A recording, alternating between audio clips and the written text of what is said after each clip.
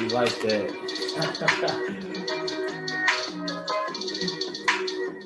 Woo!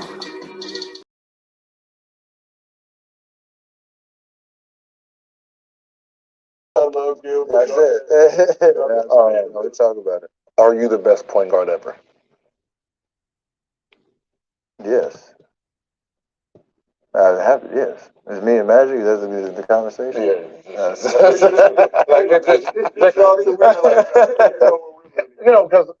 as we can look at stats all day, right? We can look at stats and try to judge. I wasn't around with Magic.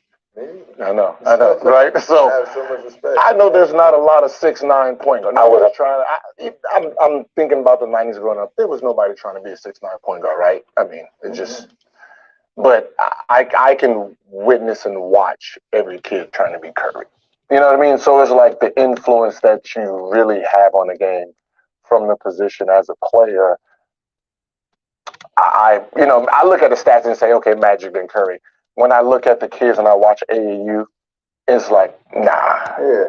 I mean, I obviously I have to answer it that way, but I really feel like, to your point, like Magic's resume is ridiculous. Yeah. Like, all right, so the fact that we're even having that conversation that's it's a place I never thought I'd be in. But the fact that, to your point of like how you grade it and the whole conversation, that's why we have the conversations, because it's fun and it's measuring errors against each other. And I love that's what basketball, that's what sports is all about. That's why people watch. That's why people get in heated debates about it. I love it. So you put me on my own team, I'm gonna rep myself for sure.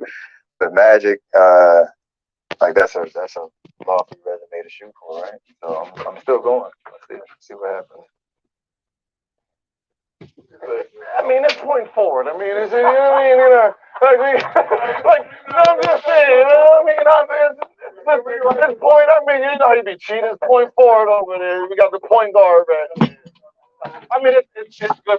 Like, I used to believe in the old school, right? I remember I made a comment and said, and I don't know if everyone got it. I said, Curry's not top 5 point guard, but he's a top 5 guard.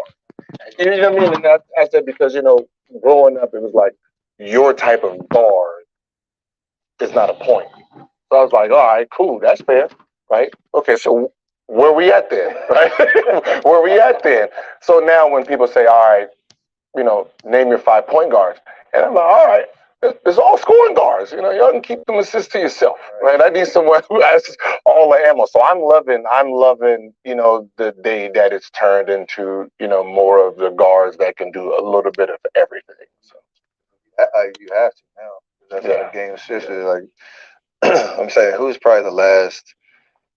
Not pure point guard. Who was the last point guard? Who is like Rondo, like CP, like that group. Like even Darren Williams was like kind of hybrid. You have LaMelo, right? He actually gets buckets too. I know. So it's a hard conversation. Yeah, it is. The game has changed. Yeah. So I mean, we appreciate you, bro. What's good, everybody? Welcome to the Pull Up Show. My name is BJ Matthews, aka B Jizzle. Before we get started, follow us on the YouTube page, the Pull Up Basketball Podcast. Like, share, subscribe. All of our YouTube videos. Hit that like button as y'all enter in. Hit the share, hit the subscribe as well. Hit that Cash App, which is $ BJ Matthews. Cash App at $ BJ Matthews for all this great content. If you guys have not already, get your membership badges. Yesterday was the deadline for our membership badges. If you guys would like to be in the contest that we have dropping on Sunday, where we'll be having our second monthly giveaway of our, podcasts and prizes, going down, we'll be giving out merchandise, free merchandise, and cash giveaways for the 2 winners. We're going to be having a tournament trivia with the people that y'all see in the membership badges right below in the ticker, right under the Cash App. Those people are eligible for our contest on Sunday, and there'll be 2 winners at the end. They'll have cash prizes, and the top winner will get a merchandise of their choosing, whether that be a shirt or a sweater or anything of their choosing. They'll be getting that cash prize. So make sure you guys, get y'all membership badges when y'all can. But nonetheless, man, let's get to the show. Let's get to the comments. If you guys are in here, hit that comment section, hit the like button. Hit all that, hit the share, to subscribe, all that good stuff we're going to be talking about A lot of good things. Shout out to my man Alan NG for the $1.99 donation. He said, "Is Hope hosting this segment?" Yes, Hope is hosting this segment. She is in the comments right now. She responded to Alan, said, "Nah, but I got something to say." Andre Bubba said, "You can't be the greatest point guard of all time without leading the league in assists in a season." All right. So for everybody else that's coming into the chat, please hit that like button, hit the share, hit the subscribe, all that good stuff, man. Definitely appreciate Alan for the $1.99 donation. If you guys like to, I'm saying, send y'all love, make sure y'all hit that comment section and hit the super sticker right below. And also the poll shows, is Steph Curry the greatest point guard of all time, which is the topic of today. All right, the topic of today is Steph Curry the greatest point guard of all time. Hit the like as y'all come in here. All right, so what y'all just heard was probably like a 2-minute 50-second clip of Steph Curry speaking on an interview with Gilbert Arenas, who is a former NBA player, who has a podcast called Gil's Arena, which is actually a great podcast. If you now got a chance to check it out, go and check out that podcast, Gil's Arena. It has different NBA players that come on there, and they have different guests and things of that nature. Very entertaining podcast. I think Paul George's podcast is a little bit better because it's more in depth, and I think they have more high quality guests. Not taking a shot at Gilbert Arenas, but I think Paul George has the better guests, and I think he has the better podcast. But that's nonetheless. They had Steph Curry come on, and in his podcast, he was asked the question: is he the greatest point guard of all time? And when I heard this interview and I heard this, little clip that I just showed y'all that dropped this morning, I said I automatically got to do this. I got to do this video. I got to do this. I have to do this live. Like there's no ifs, ands, or buts about it. Just because of I'm saying, we're in the off season right now, and there's a lot of stuff that we have to come up with different content, and stemming from this. This is a topic that we gotta definitely touch on. So,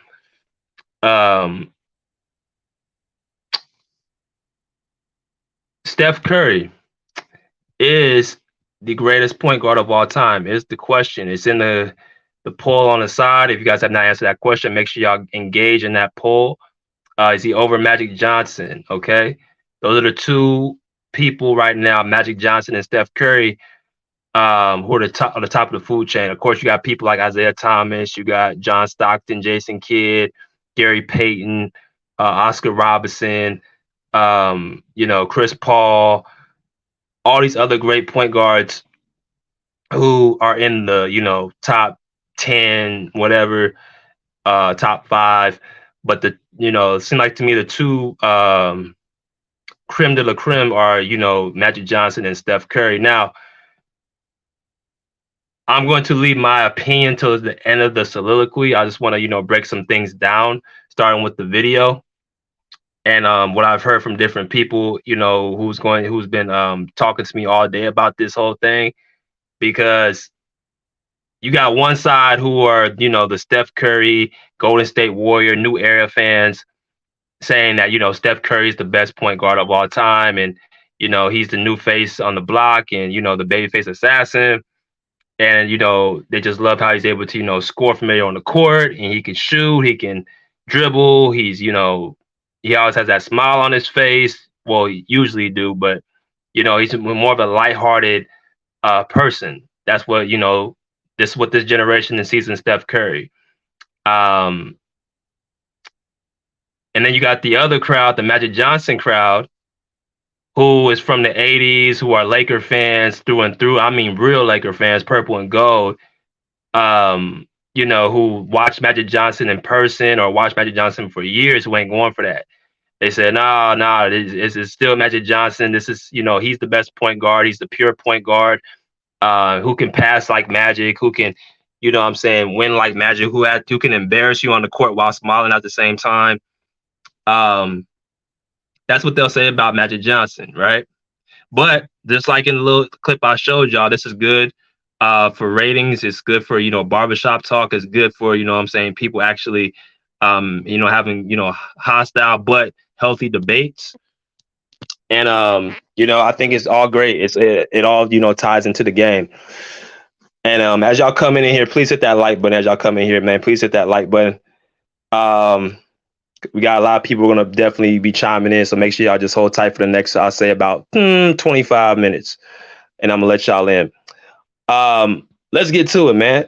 It's Steph Curry, right? As he said, he's the greatest point guard of all time. Now, when you talk about great, you got to look at a couple things. Great doesn't always mean best, right? Great usually resembles around what you've done as far as your legacy, your story, your resume. How will you be remembered? That's what greatness comes in. And then you talk about the word best is just simply what you usually see with your eyes, more of the measurements, more of the skill set, more of the this, that, and the other, like who's better, who's the best at, what they're doing. It's a difference. I want to pretty much sure I can put that out there. There's a difference between greatest and best. This is about, is Steph Curry the greatest point guard of all time? And we're going to do this from a twofold stance. We're going to do both of those terms, greatest and best. So for greatness, you got to look at what they both accomplished. I'm talking about Magic Johnson and Steph Curry. And as y'all come in here, please tap that like button. Please tap that like button. All right, so let's get it going. Let's get it started. So if you look at comparison between Steph Curry and Magic Johnson, Steph Curry has played 14 seasons to Magic Johnson's 13 seasons. But here's the thing, that Steph Curry played actually less games than Magic Johnson. Magic Johnson played 906 games. Steph Curry played 885 games. So make sure y'all put that out there as well, which means to say that those extra games that Magic Johnson played were coming into the playoffs, which means year after year, Magic Johnson was always making a deep run into the playoffs, which was very, very true. You're talking about somebody who won a championship his first season playing center in Game 6 against the Philadelphia 76ers as a rookie. He had 40 plus points, and I think he had 15 something rebounds, and I think he just dominated the game all around. One of the greatest performances that we've ever seen. Kareem Abdul-Jabbar being out. Y'all know the whole story. But let's go back to what we were just saying. Steph Curry has 4 titles to Magic Johnson's 5. Playoffs played, Magic Johnson's 13 to Steph Curry's 9, which means, again, Magic Johnson did not miss the playoffs not one time in his career.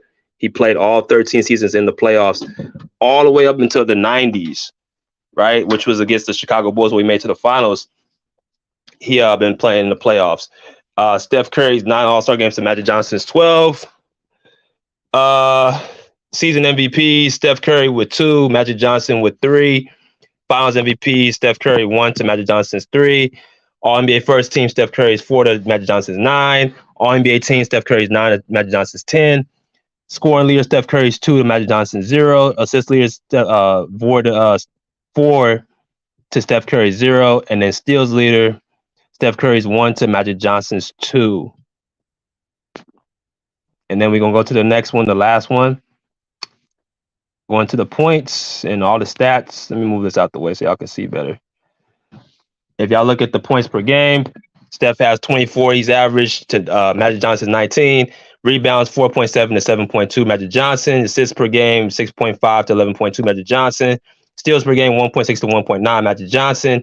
And then the last thing is blocks per game 0.2 to 0.4 Magic Johnson. So those 3 lists that I've just listed right there, if we kind of do a quick recap, as y'all can see from the accomplishments, they lead towards Magic Johnson. Even though Steph has played an extra season more, and Magic Johnson has played 20 plus games more because he went to the playoffs deeper more times. It's pretty much, you can kind of make them comparable. That's the first thing I want to make sure I let y'all understand. It's pretty comparable because they both played around the same amount of seasons. So it's not like Magic Johnson's retired, so he's already played way more games. No, Steph Curry played around the same amount of games as Magic Johnson, because they look at the season they both played. All-Star games goes to Magic. Championships go to Magic. And then just the all-around stats go to Magic, 4-1, actually, outside of scoring. So when we look at greatness, that determines that right there. Now, here's the part that I really want to talk about. Y'all smash that like button as y'all come in.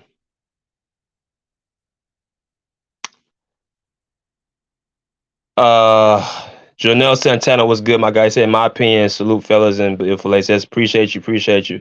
He says right now he's 1B to Magic's 1A. Okay, got you. Hope said yes, he's the greatest point guard of all time because I look at everything that comes with being a point guard. Even Magic said he's the greatest point guard. Okay.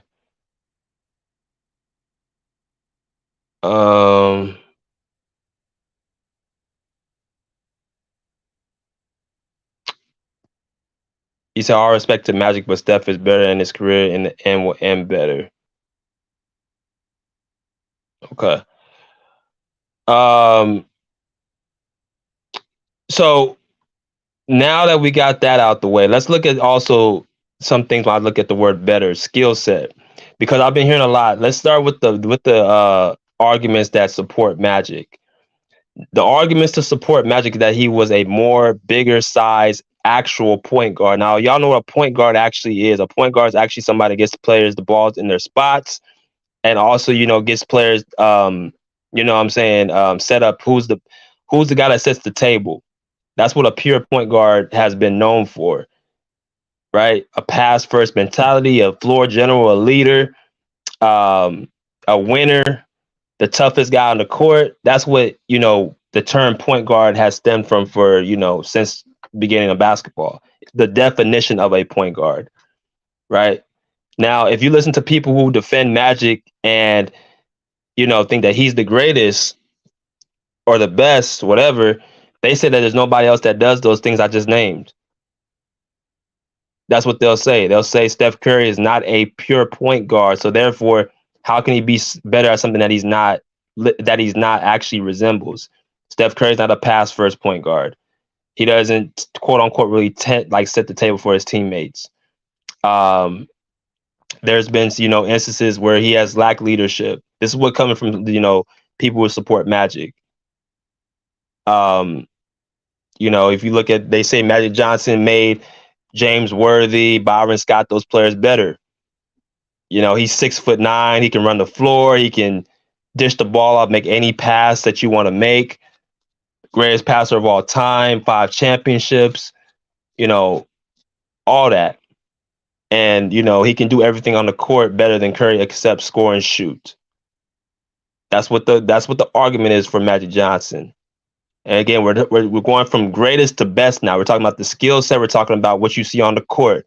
What you see on the court, Magic Johnson is a 6'9", fast break within himself, but also very, very unselfish for his teammates and also makes his teammates better. If you listen to a lot of the players that play with Magic Johnson, such as Byron Scott, AC Green, Kurt Rambis, of course, Kareem, Jamal Wilkes, Bob McAdoo, all the players that play with him, they all say the same thing. He made everybody better. That's what Magic Johnson was on the court. So you list all those things. You go to Steph Curry's side. What they'll say about Steph Curry is better than Magic. What would the case be for a person who thinks Steph Curry is better than Magic Johnson? They'll say, of course, he's the greatest shooter of all time. That's Magic Johnson was not a great outside shooter. He shot 30% from the 3-point line. Steph Curry changed the game. Right now, you have players who are centers shooting outside jumpers and outside threes because of, Steph Curry. If you can't stretch the floor as a big, you're pretty much, a detriment in the NBA. Look at guys like Joel Embiid. Look at guys like Nikola Jokic, Karl Anthony Towns, Jonas Valanciunas, DeAndre Ayton. All these guys can shoot the ball.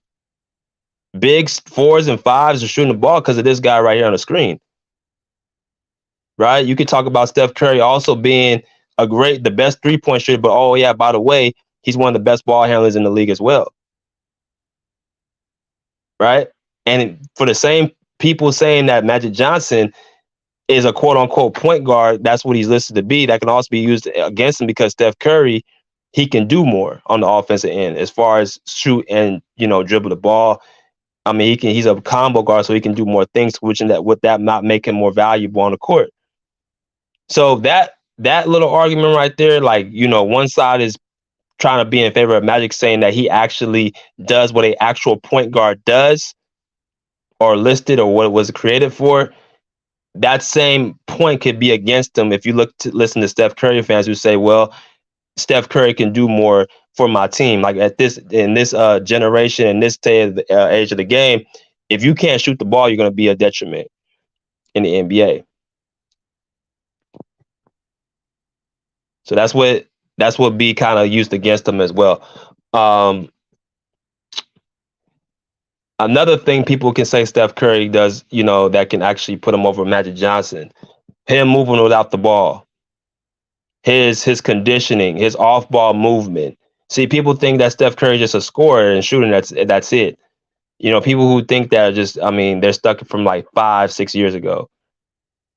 Steph Curry has put on not only size and mass where you just can't push him around no more, but also he's able to move off the ball, which means his offensive impact, he's the most offensive impacted player in the NBA. His ball movement without the ball, you have to find where he's at all times, which has made him an extremely major problem for any defense that try to, guard him. And Magic Johnson, he didn't do that. He did not have that ability to move out the ball like Steph Curry because he's so big and tall. He can't really get into the seams of defenses or seams of, on offenses and get, hidden and stuff like that. Steph Curry can because he's smaller in stature. So he's able to, not have as much. He doesn't have to take as much space. So meaning defensive players will have to travel farther to try to catch him. Right. So that's another thing that Steph Curry fans may say, well, he moves out the ball better than Magic Johnson. So when you're splitting hairs like that, this is why I kind of, say, and I'm going to kind of go with this. Y'all hit that like button as y'all come in.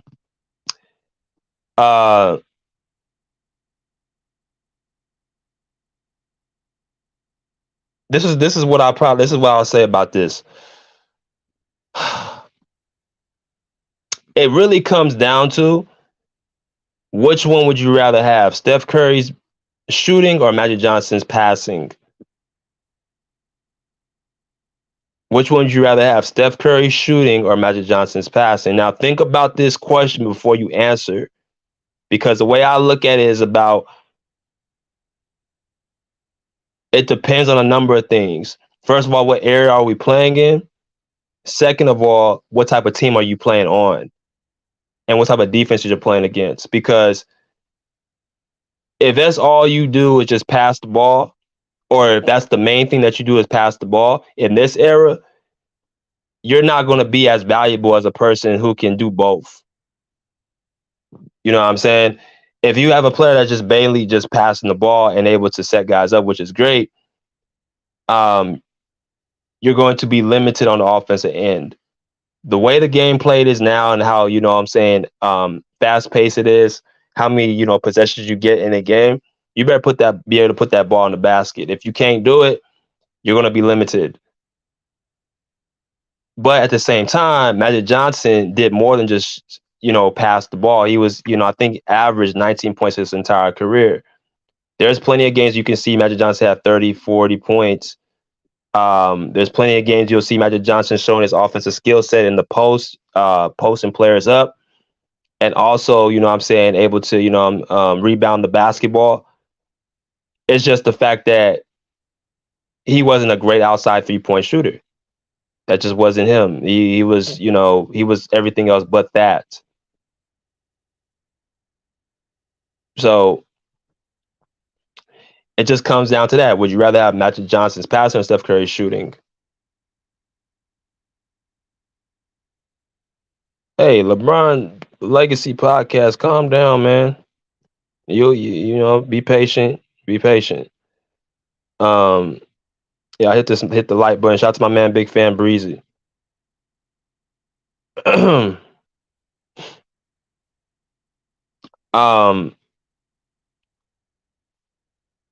So this is what I'm gonna say. If we're looking at things that we just saw on the screen, for the accomplishments, the years that were played, the dominance that happened, at the early part of their careers, what they accomplished in the time they've been playing. Um, and then also you look at, the factors of their games and, the measurements and the eye tests and everything.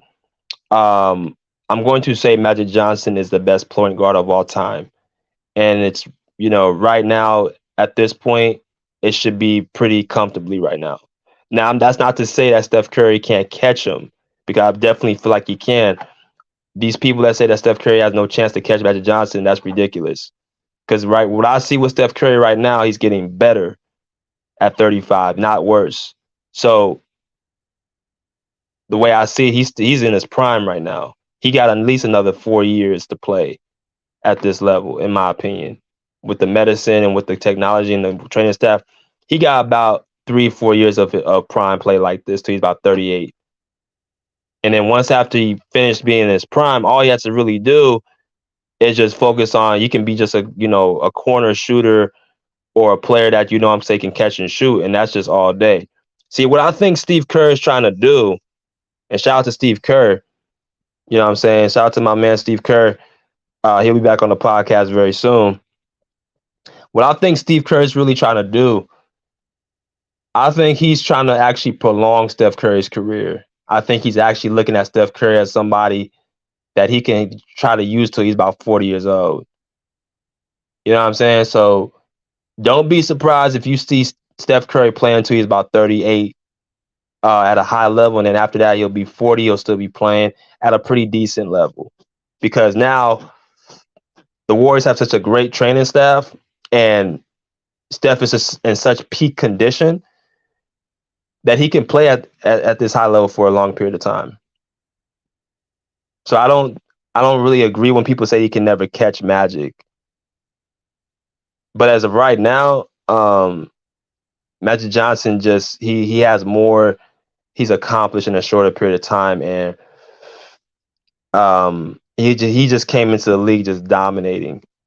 I mean, he did something that no one else has ever done, and that's actually win a title as a rookie, as the guy winning the Finals MVP. No one else has done that, I don't think, since somebody has to train my memory, but probably only one other person did earlier, like in the 60s or 70s. But no, in the modern day, nobody has done that.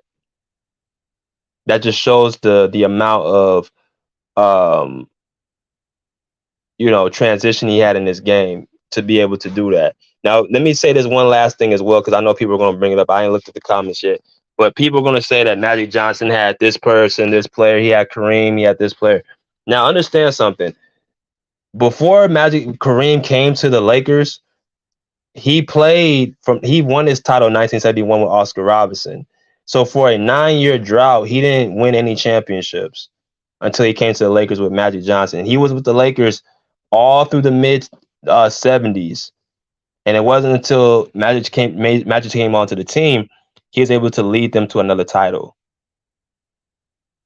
When Kareem went down in that, Philadelphia 76ers series in the finals, it was Magic Johnson that carried the load and carried them home. And up until 1990, and Kareem was getting older, Magic Johnson was still carrying them to the finals. He won 5 titles and won 4 Finals MVPs with Kareem on the team. So that shows you that in the finals that Magic Johnson was, according to the voters, the more dominant player. He was the more younger player.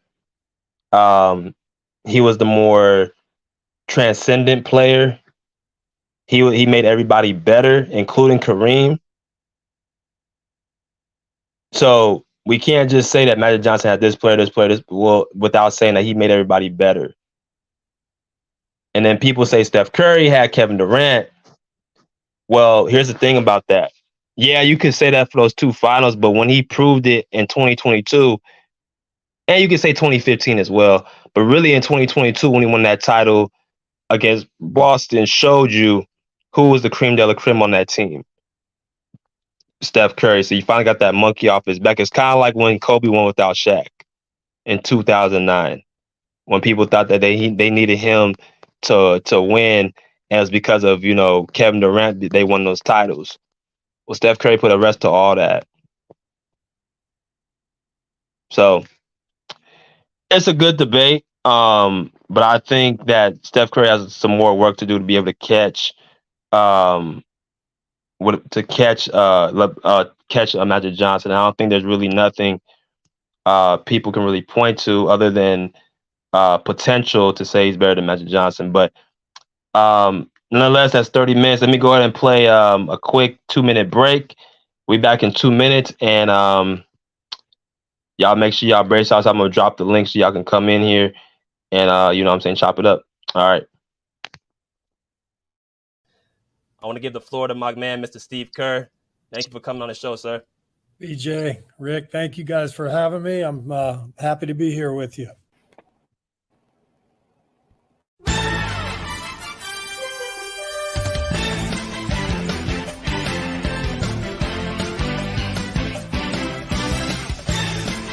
Already know, and historically, he's a very accurate three-point shooter. So we know that Steph Curry can shoot. We know that Coach can shoot. And so my question to you is, was there really anything you had to teach Curry, or did he kind of come with it already? No, I've never talked to him about his shot. He was an all-star by the time I became the coach here. I learned a lot from him, watching him work out. You know, he trains so hard. His shooting routine after practice ends is mesmerizing, and I've had a lot of our players watch Steph to try to pick up on some of the things that he does, and so I've learned as much from him as he has from me. But we've just had a great collaboration. But he's the greatest shooter of all time. I didn't have to teach him one thing. I appreciate you answering my question. That's it, PJ. I think you makes you top 5 coach of all time. Like, I ain't trying to even ruffle your feathers. I think you're top 5.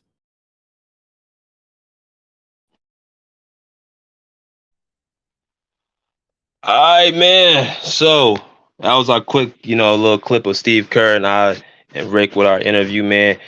Shout out to Steve Kerr for coming on the podcast. Definitely great interview with him. But I just dropped a link for you guys. Is Steph Curry the greatest point guard of all time?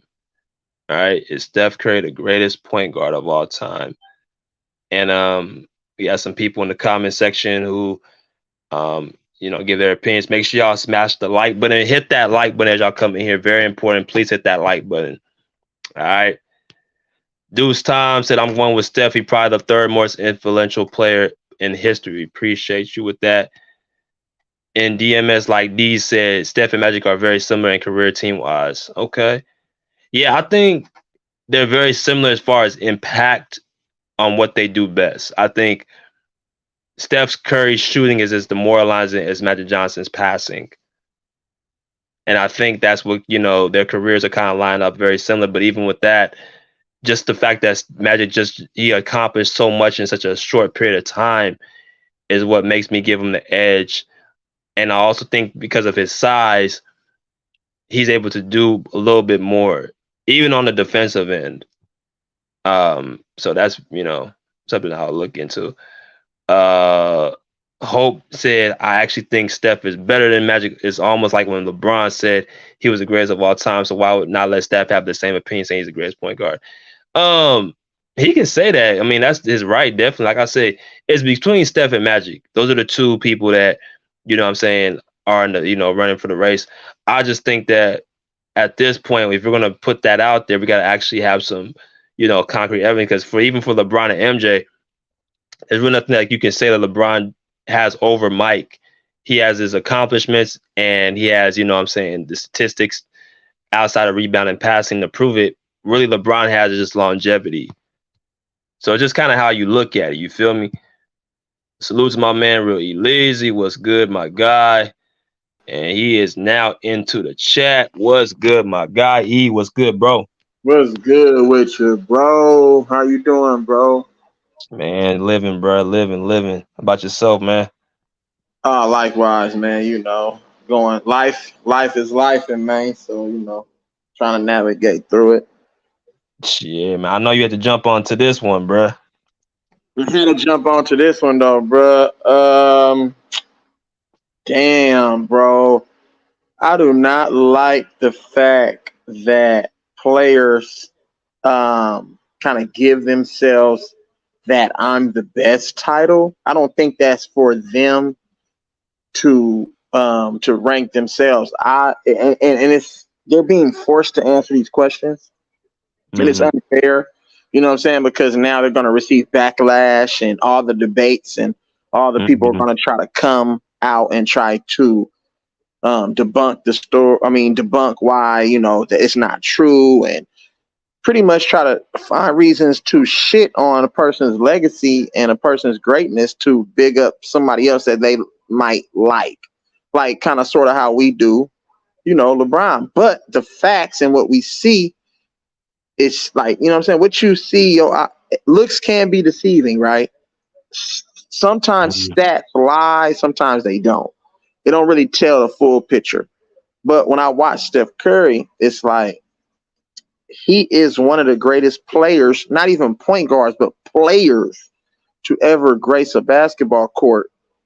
And I'm just going off of everything that he's had to go through in order to get to where he is right now. It was not easy by no stretch of the imagination. Like, you know what I'm saying? Yeah. And the things that he accomplished, bro, with all the adversity that he endured and faced throughout his career, being high school, college, not being recruited by major D1 schools, you know what I'm saying? And then getting a shot by, by McKillop, you know what I'm saying? And giving him a chance. And even he played bad his first couple games in college. And, you know what I'm saying? It was a question where, did we make a mistake? You know what I'm saying? During that adversity that he hit early, Bob McKillop said, guess what? You're starting the next game. This is off a game where he came out with 13 turnovers. First game ever. They were saying bench him for the next game. We got to bench him. We can't play him. But he said, I'm starting you. And he came out and he did okay. Like, you know what I'm saying? He had a bad, I think first half and then second half, he kind of got into a rhythm, made some shots, and that got his confidence going. But that wouldn't have happened if Bob McKillop didn't give him that opportunity and believe in him, which allowed him to believe in himself. And then the rest is history, bro. Like, you know what I'm saying? We seen what he did on the college level, on the biggest stage of them all against elite D1 talent. You know what I'm saying? And then getting drafted into the NBA, guess what? He hit another wall, like super adversity, battle ankle injuries. Everybody was questioning the pick from the beginning because remember, we had Monte Ellis. Monte Ellis was our cornerstone at that time.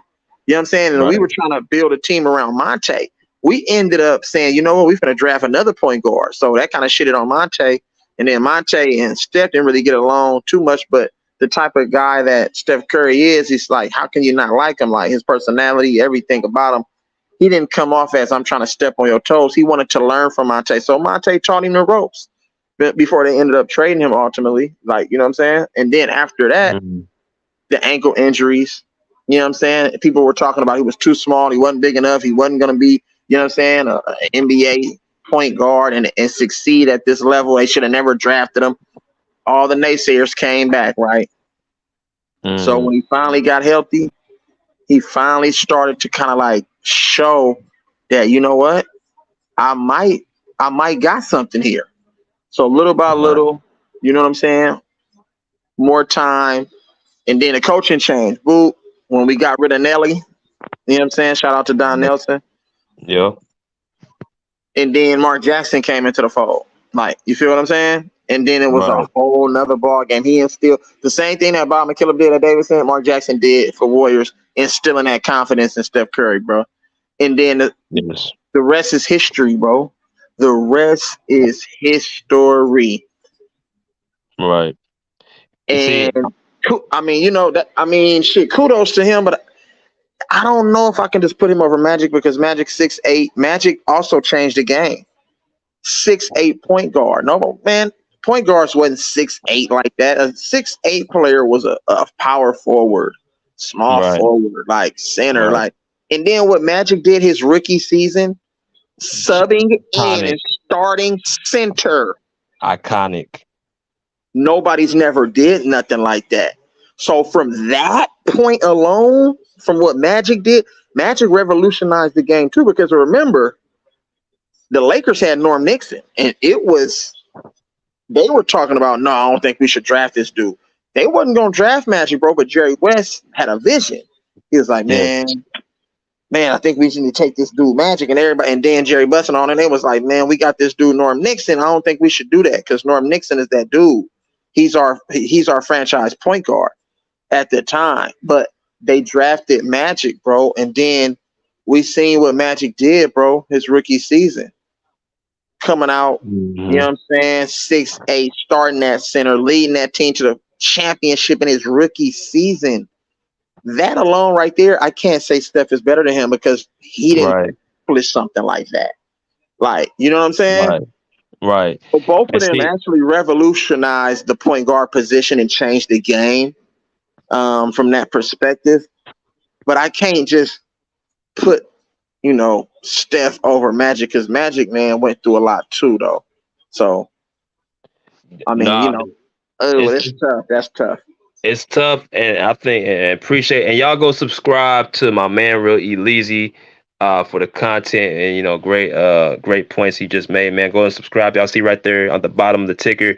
Subscribe to that man's channel. I want to piggyback off something you said too, bro. Steph Curry, what he had to go through. I remember there was a commercial right before, like when he was in the league, and it was like the whole Drake soundtrack. I've got the name of the song, but it was like listing all the shit that Steph Curry struggled with. Wasn't athletic, wasn't quick, wasn't fast. Is he college ready? You know, suspect can't, like all this stuff. It made it look like this dude wasn't, you know, gonna pan out. Right. And the thing that Steph Curry has done that's most impressive to me is taking what the God-given ability he has and maximizing it and making him the player he is. That is the most impressive thing I've seen Steph Curry do. And so with Magic, he came into the league NBA ready. And that's the most impressive thing he did in the finals, something that Jordan never even did, which is to play center and have 40 plus points in the game, 15 rebounds, and you have to guard the other center on the other side of the court. See, when people say LeBron guards fives, bro, that was a triple double. Exactly. And when people say LeBron guards fives, bro, he's guarding stretch fives right now. He's not really guarding those two. That era was different. Like exactly. The five that LeBron was guarding was trash, bro. Let's keep it exactly. You guarding true fives in the 80s. So he was given to you on the other. Like, I don't think people understand what Magic really did in that one run as a rookie. So that I'm gonna go with, you know, Magic, but you know what Steph has done has been iconic as well. So yeah, we can't diminish what Steph did, but you know what I'm saying, we can't forget what Magic also did too, though. So you got to pay homage to the people who already, you know what I'm saying, laid that pathway so you can do what you do. But given the physical ability or the physical disadvantage that Steph came into the league with, what he's done thus far is so impressive. And I don't want to take anything away from Curry, because just imagine if Curry was 6'8", 260, or 6'8", 230 or 225. Can you imagine with that skill set what he would have done? He would have shattered every scoring record. He would have already eclipsed Michael Jordan in rings. Like, that's the only thing that really stopping Steph Curry from being on that elite status with the Kobe's and the Jordans, and you know what I'm saying? It's only his size. That's the only knock on him, because what are we gonna point out? First thing we point out was Steph Curry on his defense. But if people really pay attention to detail and watch the game and break it down, bro, Steph Curry's defense isn't bad. Exactly. It's elite. Now, it isn't all NBA defense worthy, but it isn't bad by any stretch of the imagination. Right. You know what I'm saying? His position and his IQ, the way he competes on that end, and plus he has gotten bigger and added muscle. So now you can't just beast mode him like you was able to do back in the day. He's going to hold his own. Like, you know what I'm saying? So, and you have to understand that he led the league in steals like twice. That's part of playing defense too. Like, you know what I'm saying? Yep, 2015, 2016, the same year he won MVP. Right. Yep. So I remember that was put it in a proper. I always want to put it in a proper context. You know what I'm saying? A proper perspective, because sometimes we look at something and be like, Oh, you weak, you don't play no D.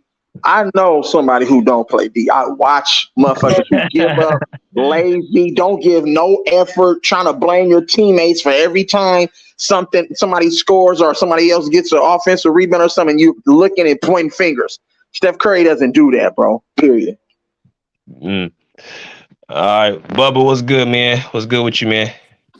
What's good, BJ? Salute the panel, salute the channel, salute the Easy, salute the Kobe Jordan too. Salute. Me personally, I'll go for Magic because I think Magic impacts winning more than Steph Curry. I mean, if you look at the Lakers before he got on the Lakers, Kareem wasn't really doing anything. You know, he was getting bounced in the playoffs. I think one season he even missed the playoffs, if I'm not mistaken. But you know, Magic gets on the team, they go to the finals. The next year, Magic gets hurt and they lose in the second round.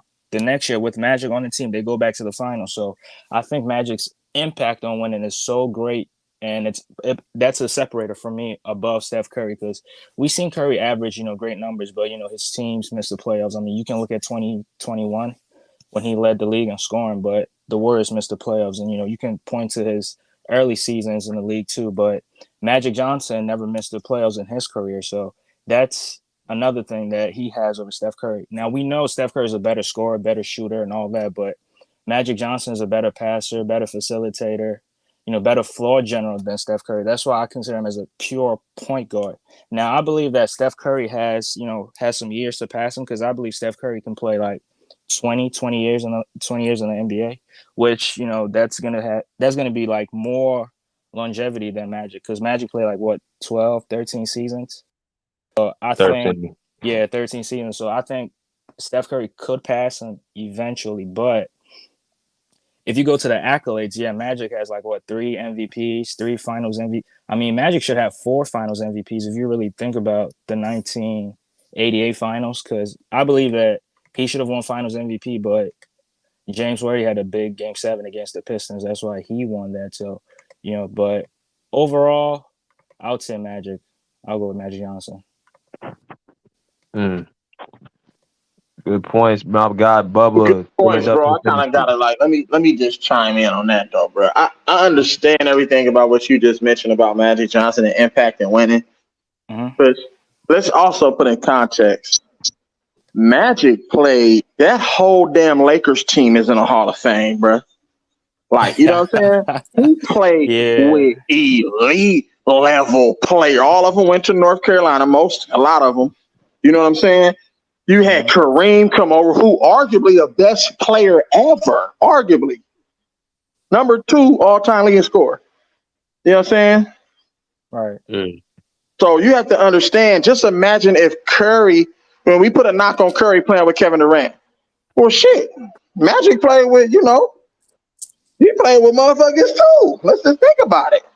So just imagine if Curry had a whole career playing with arguably another best player ever to ever play the game. How many chips he would have won? Like what real impact he would have had. You know what I'm saying? It's hard to try to take a bunch of new players every other year and get them to an elite level status. You see what I'm saying? You got Draymond and Clay, but nobody consider them top 75 players. Are they going to make the Hall of Fame? Yes. Will they make the Hall of Fame without Curry? No. That's impact. Curry frees up a lot of shit for Clay. You know what I'm saying? Because Curry can create his own shot. And he's a great passer, too, in his own right. Draymond Green, high basketball IQ. And Draymond Green is also a baller, but he fits into a different role. Like, he doesn't try to score anymore. He came in, was able to score, more versatile, you know what I'm saying? But y'all got to pay attention to, like, bruh, Curry has impact. I know it's some seasons where you can say, oh, he didn't miss the playoffs with this and this. It's hard when you have changing pieces, bro. When you have changing pieces and new coaches and all of this and that, you can't just expect somebody to win. Sometimes it takes time. Look at Kobe Bryant when Shaq left. The Lakers missed the playoffs for like 4 or 5 straight seasons. They was at the bottom, bro. You know what I'm saying? And he led that garbage ass motherfucking team where they almost knocked off Phoenix. He led that team to the playoffs, like, you know what I'm saying? And was down there 1 win away from advancing to the second round. So if we give certain players the best players, bro, then when it comes to winning and losing and the impact, it changes everything. Like, you know what I'm saying? But that's this era versus the last eras. But you make great points though. But Magic played with some damn good players, like real talk.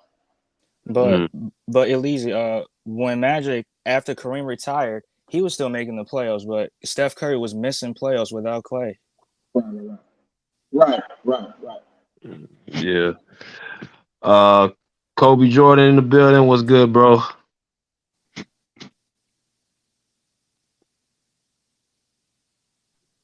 Kobe. What's good, bro? Yeah, what's good? Hey, hold up, bro. I'm finna come back in. I'm just handling something real quick. I'll be right back. All right. Bros, what's good, man?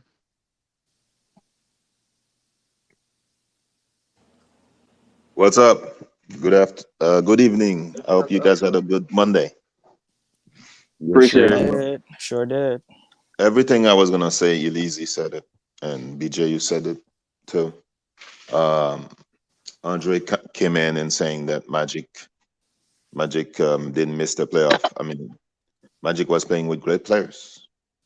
Magic was playing Norm Nixon. You know, Magic was playing with Kareem, James Worthy, Vlade Divac. Aren't those players, some of those players in the Hall of Fame? Jamal Wicks. Yeah, they are. I mean, Marco Cooper. You said Kareem left, but Vlade was there. So Right. Curry was playing with Kelly Oubre. Really?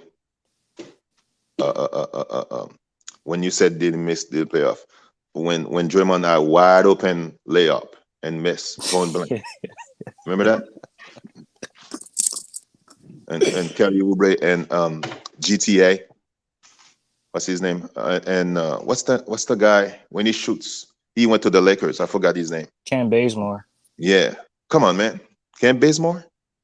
Come on.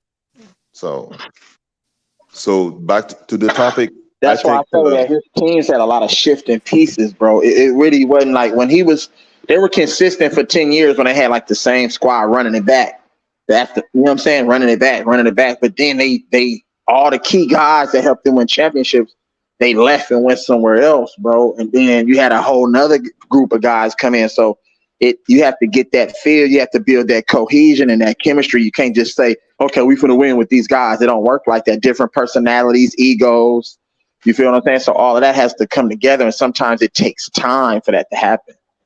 And some of the players that Magic was playing could have their own team. Right. And Curry is playing with. I'm not saying they're scrubs, but some of those players, they get contract, they get money because of Curry. Like GTA, he got a contract on the Lakers, right? And then when he went to the Lakers, he couldn't play because he's not playing with Curry.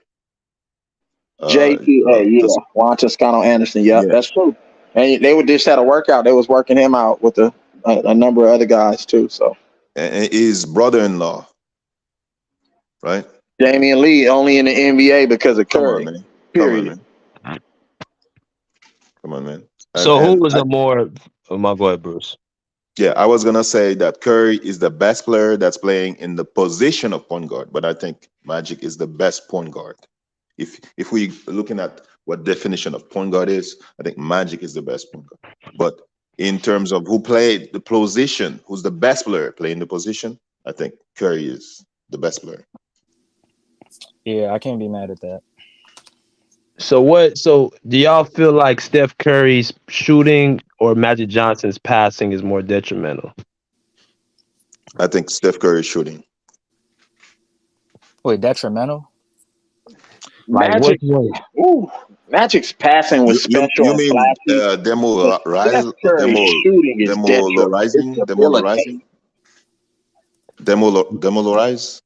the other teams? Like when Curry shoots, you see the demoralizing.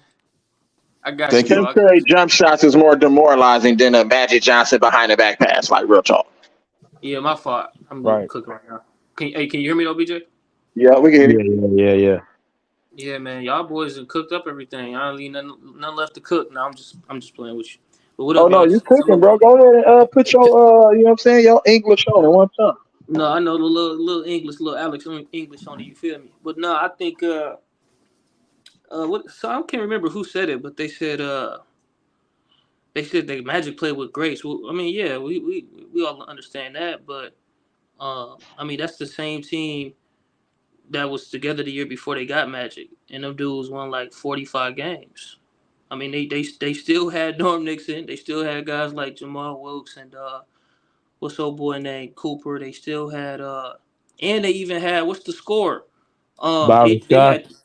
had Adrian Dantley. So you talking about a team that had like 6-7 dudes in double digits, and they only won 45 games, and them dudes all played majority of the season. So I just think that Magic's impact is just different. Like he was able to get them guys in good positions and better positions. So and then when you talk about his impact, his his showmanship, I think his energy, all of that matters. It's kind of like, it's almost like how we looked at West. Now, I'm not comparing Westbrook to Magic. I'm saying it's kind of like how Westbrook helped us towards the end of the season with his energy and leadership, but Magic obviously on another level. So I think that I don't think he gets as much credit because we always look at who he plays with. But all of them dudes was on that same team the 2 years before, and they won 47 games and 45 games. So I just think that James Worthy was on the team?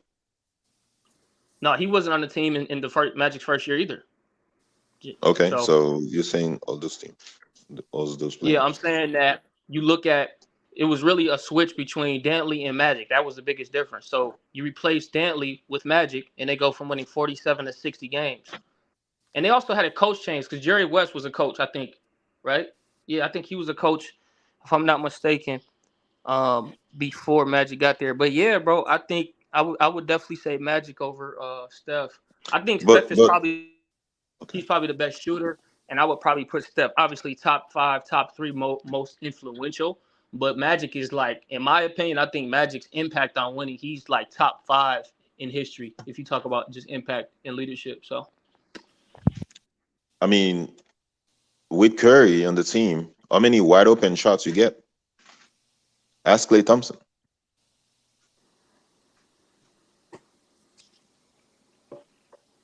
I mean, all of a sudden, Wiggins is a great player. He was getting maligned. I think there's a lot of revisionist history. Like if we look at it, like right now, we're looking at it and saying that,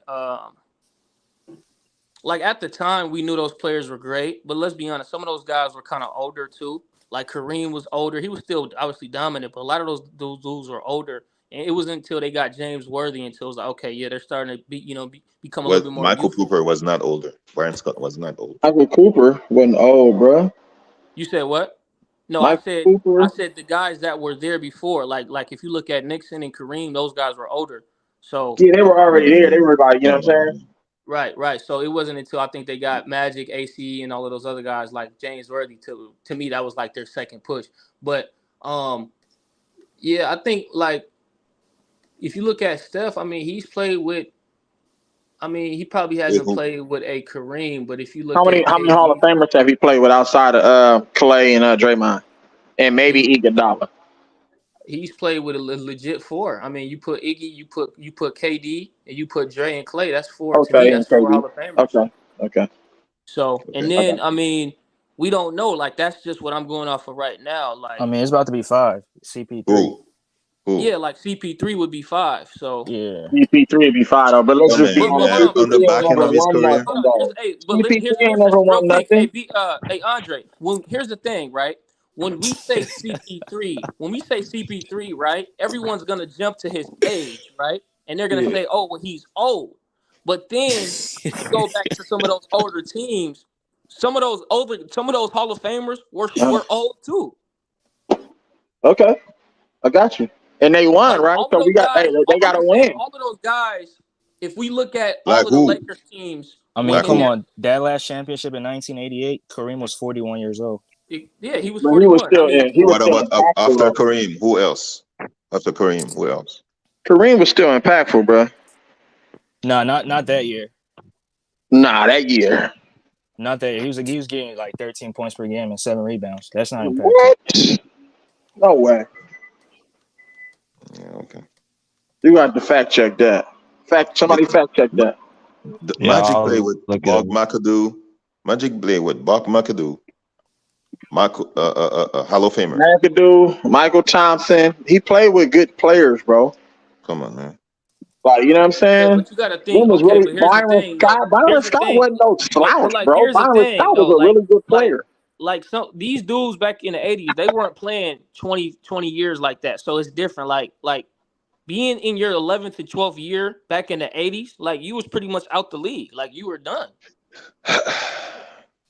Bob McAdoo, he played with the Lakers his 10th season. I mean, you know, I know he was still a you know what I'm saying, influential player, but some of these dudes was at the end of their career. Right. Oh, Kareem was giving you 13 points and 4 rebounds in 1988. Yeah, like outside of Kareem, they still had young guys. Like Cooper was young. They had Kurt Rambis, he was a rookie. They had James Worthy didn't come to a couple years later, but yeah, they still had some dogs. I just think that when we look at today, I just think that after this era, we'll be like, okay, Steph Curry played with some Hall of Famers. Like we'll put all of them guys that's going to the Hall of Fame. All of the ones I mentioned. I'm sorry. Magic went to a team. Reasons why I feel like Curry should have said nothing, bro, because we're going to try to sit here and shit on other people's career. We're going to try to point out deficiencies in Magic shit. You know what I'm saying? We're going to try to point out deficiencies in Curry shit, bro. And it should never be like that, bro. Like, because they equally as good in their own right, so they're equally as good. Because it's two different eras. Well, that's why I said. That's why I said. I think Steph Curry playing in the 80s, my nigga, he wouldn't be Steph Curry. He'd just be Dale Curry. Like, let's keep it honest. Can you imagine Magic playing in this era? If Magic played in this era, he'd be LeBron James. Yeah. When he win championship, LeBron James. He'd have to team up. Yeah. Magic. Yeah, okay. I mean, when you're a 6'9" point guard who can get up and down the floor, who has great court vision, like that's not you. He'd be like Ben Simmons, but. Well, no, he had more heart. See, Magic had way more heart and determination than Ben. See, that's the thing. I did not finish. I said better shooting. Oh, no, it's not even about the shooting. I'm not even just talking about like the on-court stuff. I'm just his will to win, though. Right. There's look at Curry. Look at Kareem's. These are Kareem's numbers. He averaged 14 and 6 in 87, 88. 17. Yeah, Kareem was on the. Well, he was still solid, but he was like. Yeah, he wasn't putting up Kareem type numbers though. Right. He was done. But like what's the name said? Andre said he was. I mean, we know Kareem, but that's why I say we only. But just his presence alone, though, he was still a good defender. Though he would still provide good rim protection. Yeah, but hold on. But here's what I'm saying though. Right. Hold on. Fast forward 20 years from now, and we look at this Golden State roster. When we say Chris Paul right now, y'all are laughing because we're saying Chris Paul, but he actually will be a Hall of Famer that Steph would have played with. Back end of his career. Back end of his career. Chris, but see, why don't we say that for Kareem though? No, we just did. Yeah. No, okay. I'm just making sure it's fair across the board because I think we only say this stuff after we see the finished product, like years later. So, because we don't know, Chris Paul could have a huge impact on Golden State this year. Wasn't Kareem like the year before MVP in the NBA? No, it was 85. Yeah, it was 85. But then, like I keep saying, them dudes won like 40 no. Games. When Magic was drafted, didn't he win MVP? What? Yeah, he did. Regular season MVP, yeah, he did. And then didn't Magic win Finals MVP that first year, right? If I'm not mistaken. I mean, Kareem should have won the MVP. Yeah, I agree with that. Sorry. 35 points, 13 rebounds, 4 blocks. Yeah, that's Finals MVP. So, BJ, I didn't hear your take, though, but who did you – because I just came in late, but who did you have? Did you have Steph or did you have Magic? Are you asking me? No, he's asking me. I think I got Magic because of the totality of the career he's had and also the accomplishments and what he's accomplished in such a short period of time. See, gotcha. Steph has played 14 seasons to Magic. So it's like you gotta look at it like Magic left a lot on the table.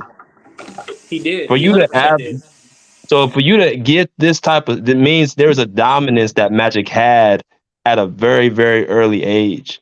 For you to be able to have these accomplishments in this short period of a time, I mean, you got 12 All-Stars in 13 seasons. That means every year you're an All-Star outside your rookie year. Or it could have been did he get hurt one of those years? Right. Yeah, 1981. So that shows that he was an All-Star every year. He never missed an All-Star game. He never missed the playoffs. Right. So His just because of durability, what you got to look at the durability. But see, here's the thing though, BJ. Right? I think people in this, to me, it's not like I know what people are saying. I think it's a slight diss to Magic when they try to say he played with these legends as if he didn't dominate in college, and then we've seen him play without Kareem, and so it's like you know what I'm saying? It's it's almost like like everywhere he goes, he's that guy. He makes them better. He makes right. everybody around him better. Like That's I what think that is. I personally think Magic helped extend Kareem's career another 4 or 5 years, in my opinion. That's a fact. That's a fact. Like Kareem didn't make it easy for Magic. Okay. All right. I think Magic is the greatest leader of all time. Greatest leader. I mean, you used to watch Magic. He's just still telling Kareem, just post, and I'm gonna give you the ball. Right? He's waiting for Kareem to run to come back to the post, and he's giving the ball to Kareem on the post. Even at his old age, you guys saying. Yeah, I mean we've seen Kareem go down and Steph we've seen Kareem go down and Magic step up. We see Draymond go down and Cleveland wins the series. Even a bad team in one game, they can win a game. No, I'm just saying. I'm talking about the fact that when one of your top guys go down, to me it shows. Yes, even the bad teams, when your top guys go down, they win. Listen, I know you want to be combative like a modern woman, but can you let me finish? Like a what? Like a modern woman. Let me finish.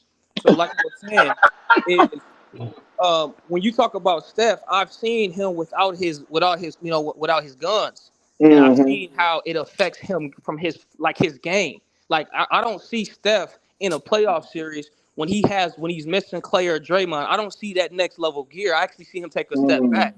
But when Magic did it, it was like that. That shows you his impact on winning alone in his leadership, because he was able to will those other guys in and say, you know what, Kareem ain't here, we still gonna win against a top elite team at that time. So I just think Magic's impact on winning in his leadership, to me, puts him above Steph, above any other point guard, because people don't understand he's a 6'9" point guard who didn't really have a 3-ball like this. So he's impacting the game everywhere else.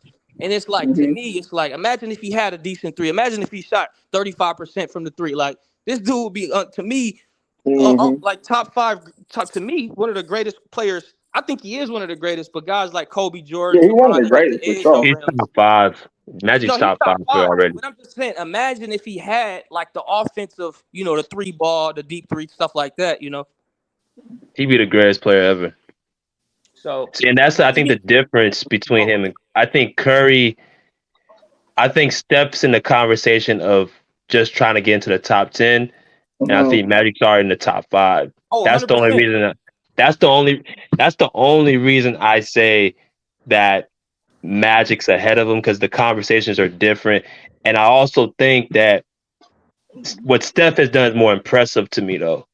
Right, because of what he's able to do at his size, and that's what Elise said. The only thing that's keeping Steph in that conversation is his size. Right. Let's just say Steph Curry was 6'8", bro. This wouldn't even be a conversation. But see, this is the thing. That's why when dudes talk about like their top 10 list, for some reason, I don't know. A lot of guys they have their own criteria, but I always include. Obviously I include your individual stats, championships as well, but I include your impact on winning, because sometimes stats don't always say what you did. So that's why, like, when I'm putting in my top 10, I put impact on winning like number 2 on my list. So, but that's just me, you know what I'm saying? Nah, that's understandable. Hope in the building. Hope. Go ahead. Pagan said I'm biased towards 6'2". Nigga, how am I biased towards 6'2"? I am 6'2". How am I biased towards 6'2" players?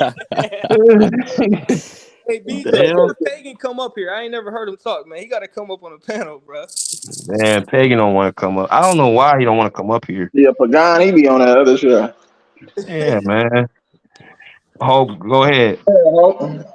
I'm just gonna say I'm listening to everything you all saying, but I do want to know, what do you consider a true point guard at this point? If you're basically saying that Steph is this, and Magic is this. What is your definition of a true point guard, though? Go ahead, BJ. We know BJ going now. A definition of it to me, in my opinion, is the quarterback of the team, the leader. He sets the table. He has the most hats on the court. He's an extension of the coach. That's the traditional point guard. Now that's done changed, of course, but that was what the point guard was actually made to be, an extension of the coach. Right. Because all I've been hearing is about what Magic has done, about what Magic did. But like y'all said, Magic had all those guys too. Steph didn't have those guys. Think about it. Do you actually think that Magic could have won a title last year, 2022, with the team that Stephen Curry had against the Boston Celtics? Honestly, do you actually think Magic could have won? I don't like those type of arguments because we don't. But that's what you basically said. No, that's not what we're saying. It's not an argument. It's factual. No, I don't like. Do those you actually narratives think because, Magic could have won? But let me. That's all I asked, Kobe Jordan. Just answer the question. No, because I'm not going to answer a question how you want me to. I'm going to put it in context like it needs to be put. So when you talk about players, it's not just about switching a guy because certain guys don't mesh well. It's about matchup. It's about who you're, the type of guys you're playing with. It actually helps benefit your game. Steph Curry, he's in the perfect system that fits him. Magic Johnson was in a perfect system that fits him. So it's not about switching them and can they win. I look at impact on winning when you're against the wall and when you have all your guns with you. And I've seen Magic win 5 championships. And you don't think Stephen Curry has?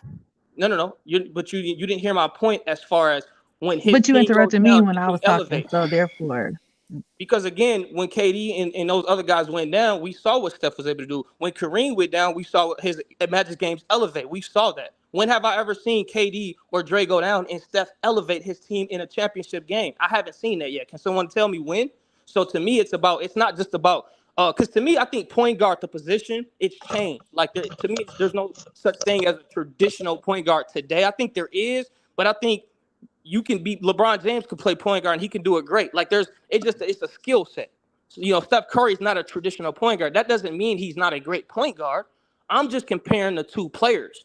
And I think regardless of point guard or shooting guard, whatever position they play, I think that Magic is better overall as a player. That's just my opinion, though. I could be wrong, but that's just my opinion.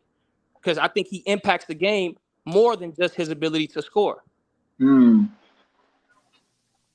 If you take Steph's ability to score away, is he still going to get those other guys involved? Is he still the great leader that Magic was? Is he still all of these other things? Like, it's not just about his ability to score, his ability to rebound. Magic Johnson, his best playoff series had 25. He had a 25 triple-double with his leadership and communicating. So he's literally cornerbacking this whole team from all aspects, rebounding, pushing the ball, being the pusher. He's doing everything. But Curry doesn't need the ball to be impactful to a game.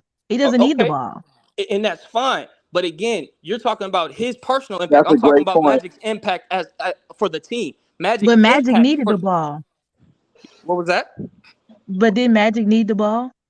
Magic needed the ball to control the tempo and to get all those guys involved. Everybody needs. So okay, but hold on. But Curry don't need the ball for everybody else to eat. Is that's how great he is. Like, he's going to get everybody else looks just because he's on the court, bro. And no, he doesn't necessarily need the ball to win. He can get the ball to who he can get guys the ball in any spot they want it. So he doesn't necessarily need to have the ball. And also, when I look at it like this, right? Steph Curry can get people the ball too. Though. You're underestimating his point guard savvy, bro. No, I'm not underestimating him. No, that's why I say I'm not underestimating him. I'm just comparing him to a Magic Johnson, and I'm just comparing them two. That's all. I'm not underestimating because Steph Curry is top. To me, he's the second greatest point guard. That's okay, let me ask you this question though. Now I'm about to flip it. We got to keep it 100. Let's switch eras and switch styles. Let's put Steph Curry on the Showtime Lakers with that same roster, and then switch and put Magic on that Steph Curry on that Warrior team. Who you think is going to have more success? Like I said, Lakers with Stephen Curry. Yeah, because Steph Curry already like to play fast. So if you get him on an up and down, and he got Kareem, and he got all these other guys, and they play defense too. Man, Curry gonna go crazy. Yeah, but see, here's the thing though, right? This is why I say you can't. You got there's a certain way you look at it because I don't think Steph Curry could have done what Magic's done. He's a 6'9" point guard who's And I don't pushing a think great, Magic can do what Steph and and Curry that's do fair. because of the That's era fair. But changes.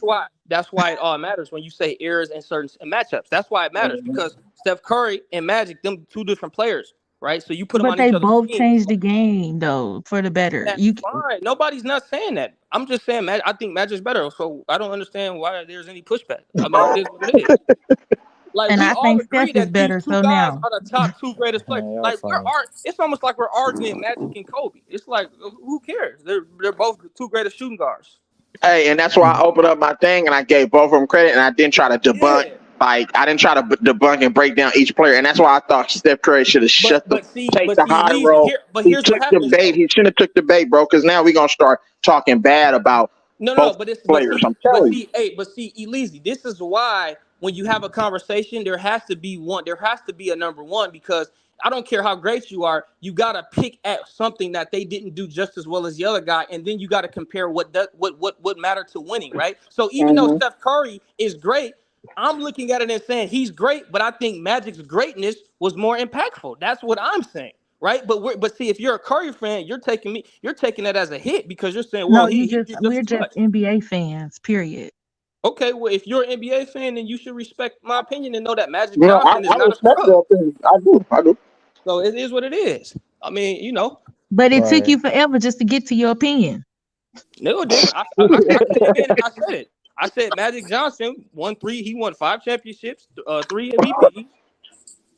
Simple as that. I mean, what else you want me to say? But no, I think that again, with just two different players, like I said, impact on winning because I don't know, BJ. I gotta hear what else you gotta say. But yeah, I do think Magic Johnson, Elise, I know you're a Curry fan, so But no, I think Magic Johnson's Yeah, but I'm a impact. basketball That's fan. why I I like say everybody. that's why I say if you have the same amount of championships, if you have the same amount of You individual forgot that statistics, Magic was whatever one of my else, favorite what players else ever. comes after that? To I'm me, you a gotta true start Laker breaking. fan.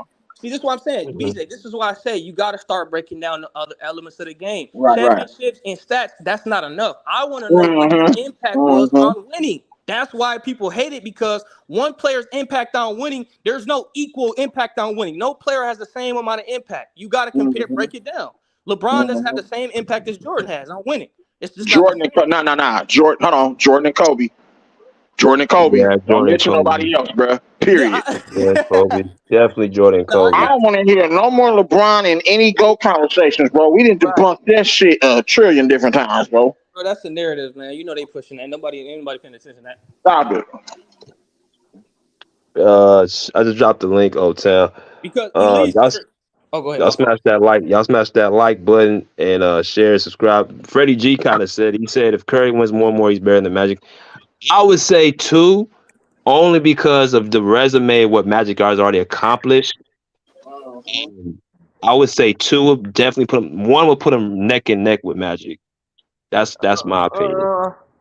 See, that's what I say, man. These conversations be touchy because it's like it matters. Like, okay, for example, when you say he needs to win 2 more, we don't really put that in context. Like, is he going to be the Finals MVP? Is he going to put up the same numbers, Magic? Like, you got to compare it in contrast because if let's say Steph Curry, I'm just saying as an example, right? Let's say they end up getting another superstar or whatever, and he wins Finals MVP. Does that still put him above Magic? If he Steph wasn't should the have number 2 one Finals guy? MVP. He got robbed in 15. But see, I'm not talking about what you want to feel. I'm talking about the facts. Is what I know. Yeah, but I don't care what that's not the truth. It's not what happened. Iguodala won it in 15, so it doesn't matter what you think. No disrespect. I'm just saying. So at the end of the day, I'm just saying. So let me ask BJ this: if Curry wins another one, but let's say he wasn't impactful in the finals, but he's just on the team. Let's say they end up getting another star, whatever the case, and he's just not the number one guy. Would you still put him above Magic? That's why I say it matters.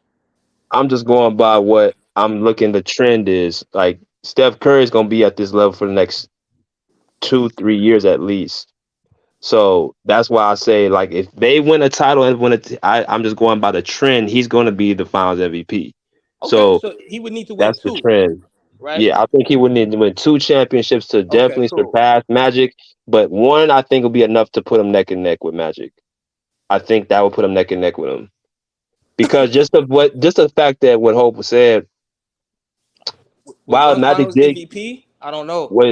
with one, so that's the thing with Kobe. That's the same thing with Kobe though. I look at those MVPs. But see, this is Kobe. That's why I still put him in my top 3. I don't put him as my top 10. I put him in the top 3. The MVPs to me, there's context and everything, right? So right. if we're gonna say, okay, there's MVPs that go against Kobe, what about all defensive teams he played?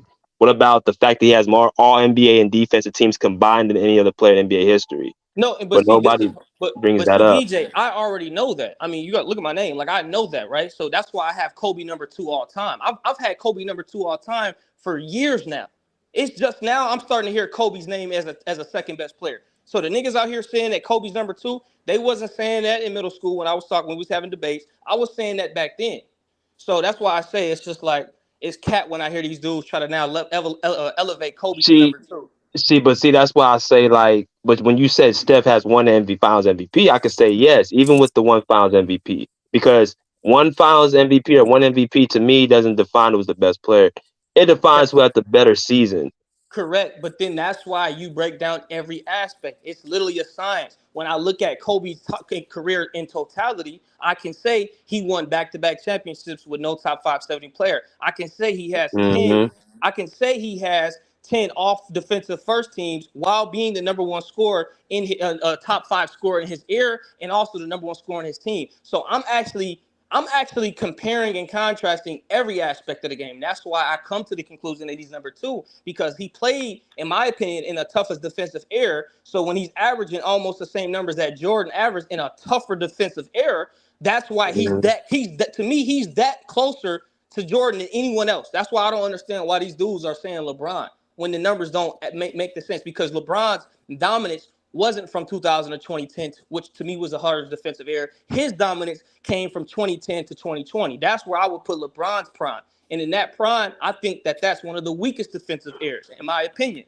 So everything has context. You know what I'm saying? I actually have Larry Bird above Magic one slot because of the impact on winning, also with his rebounding and his defense, right? Like there's other aspects of the game. But I would that's why I say you have to break down each player individually, one by one. Mm-hmm. I think this is my final conclusion to it. I think Steph can catch Magic. I think there's time to do it. It has to start next year, of course. But I think of right now, I think Magic just has the resume. I think he has the accomplishments, the eye test, and also just the size. I think, him being 6'9", I think that's just kind of like the icing on the cake. He's able to, get away with more with his size, bro. I mean, right. That's But yeah, I that's agree what I with would you. say. I That's agree what I would with you. say to that, bro. We got Oaktown in the building. What's good, my guy, Oaktown? What's up, man? Hey, man, I keep missing your show. Every time I see your show, I'm always late. So I'm happy I get in. Yeah, you ain't the first one, bro. It's all good. Yeah, what's up, y'all? Okay, so I pretty much missed the first hour, whatever y'all been talking. I caught like the last 10 minutes, and I'll just say this: I do have Magic ranked ahead of Curry just when I look at the amount of years they played up to the same point and how Magic came in. I think that gives him an advantage.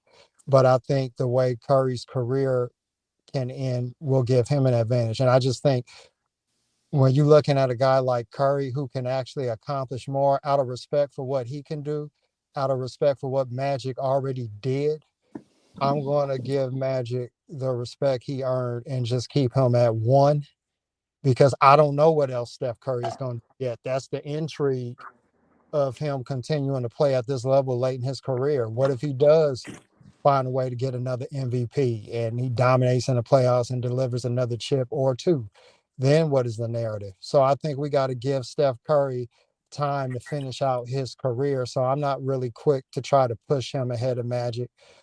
Magic was my favorite player growing up back in the 80s just because of the way he played. Actually, him and Steph, I think they have a unique ability to make the game look fun.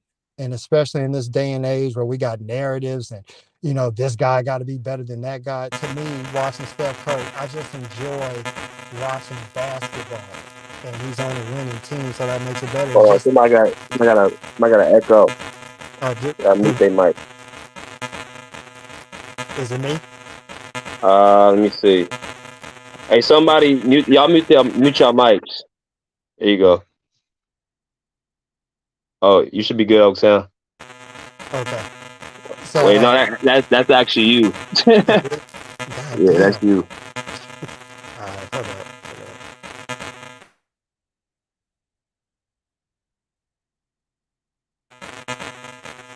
Okay, what about right now? We still here. Hey, try to hop back in. All right, I know. All right. So BJ, real quick, I just want to know you and Andre. I want to know real quick, what's your top five PGs all time? Magic, Steph, Isaiah, J. Kidd, and Stockton. Cool. It don't got to be no order. It's just top five. Go ahead, Andre. Magic, Steph, Zeke, J. Kidd, Steve Nash. Okay, cool. It's pretty similar list. So mine's is Magic, Steph, J. Kidd number 3. I'm gonna say that. I'm gonna give it the order. J. Kidd number 3. I'm sorry. Zeke number 3. My fault. J. Kidd number 4, and then number 5. Number 5. I'm gonna say Stockton. It was tough because I had somebody almost neck and neck with him, but I'm gonna just give it to Stockton. Well, I'm gonna make a switch. I'll put Oscar Robertson in place of Steve Nash. Yeah, see, that's what I see. Hey, I ain't gonna lie, BJ. I was thinking about put GP because I looked at his offensive numbers and efficiency with his great defense in that era, and I think that's unmatched. When you look at this dude winning Defensive Player of the Year in a dominant center era while also giving you 20, you know what I'm saying, on 50% field goal, like I just think people don't give him as much credit from being a two-way player, and that's just my opinion. That's why when we talk about top 5 guards, because he did it, like he literally was 2 games from winning it. So it's just the West was, you know what I'm saying, was tough, but I just don't think he get as much credit as dudes like Kidd and Stockton. So. Nah, that's ideal. I ain't got no Pagan, argument shut with up, that. Pagan. Pagan, just say Got no some argument with outlandish that. shit, man. Come on, man. Hey, I All right, forgot. Hold on. Oaktown, you Hey, there? BJ, I forgot to add one Yeah. more point. Nigga, Curry it could be better than Magic, nigga, because Magic impact, nigga, at his house is nigga terrible. So I can't give him that, bro. What'd you say? Wait, what'd you Nigga, say? Magic's I impact said in his home, bro. Oaktown in. You can't turn your motherfucking son into motherfucking Little Richard, bro, and have more impact than Curry, bro. Period. Oh, okay. Lazy. I don't even know what do you say to that? I don't even know what you say to that. Hey I man. know. That's what I'm saying. I just shut it down. So you gotta say Curry better, bro. Oh man. Nah, Curry dope. I like Curry. Oh man. So Chan, what's Hey, good, my guy, hey, man? what's up, E? Hey, is my reception still cooking, Pagan? I don't know how it Oh, is. you good now. It's good. All right. So yeah, just to sum it up, I think Steph Curry's not given enough credit for his adaptability because people saying like he didn't thrive until he got into the Steve Kerr system, which is partially true, but I also think you got to understand Steve Kerr came at the right time where he changed things up, but Steph Curry was progressing as a player anyway. Like I Mm-hmm. always felt Steph Curry was getting better. He was getting better under Mark Jackson once he got healthy from Mm-hmm. the ankle injuries. So he's shown he could play a little bit more of the traditional point guard position, even though he was a scorer. But you've had a list of scoring point guards. I mean, look at Kevin Johnson and Tim Hardaway in the 90s. They were both averaging 22, 23, and like 9 or 10 assists with them 22, 23 points. So it's like, Mm-hmm. to me, it's like people don't want to recognize Steph for what he is. And it's always a but. Because truth be told, he's had the same progression in his career that a lot of great players have had. They start off 15 to 17, 18 points a game the first few years, and then they took off year 3 or 4, um, just struggling on bad teams, but gradually got better. Magic Johnson came into a situation where he could win right away. And this is why I'm saying, like, when we compare Steph and Magic, you got to let Steph's career play out. Magic never got to play on the team where they sucked, and he had to be there from day one. Like, you could say he was a part of them winning, no doubt. But, it's kind of funny. E, I think you mentioned something like this before. You look at the players that Steph Curry played with, his greatest teammate is Kevin Durant. Nobody has Kevin Durant above Magic Johnson or Kareem, who are both teammates. Uh, Clay Thompson and Draymond Green are not rated as high all time as James Worthy. It's easier to win right away when you get that type of talent on the team, either, when it's already there, like Kareem, or what, coming a fourth year or whatever when James Worthy was drafted. So, like, at the end of the day, Magic has some unique advantages over Curry throughout his career. Curry ain't never had. So it's a Okay, so convenient argument to talk about OG, missed playoffs and all this other stuff. Yeah, what's up, can I Kobe ask you a J? What's question up, real by the quick? way? Because I respect your opinion all the time. I know you're a legend in the game. So what Yeah, yeah, for sure. if that's the case for Steph, right? Then Yeah. what about the players like Jordan who didn't have that advantage either? Right? He didn't come into a championship ready team. I mean, he didn't even have a championship head coach. So like, what about players like Exactly. him?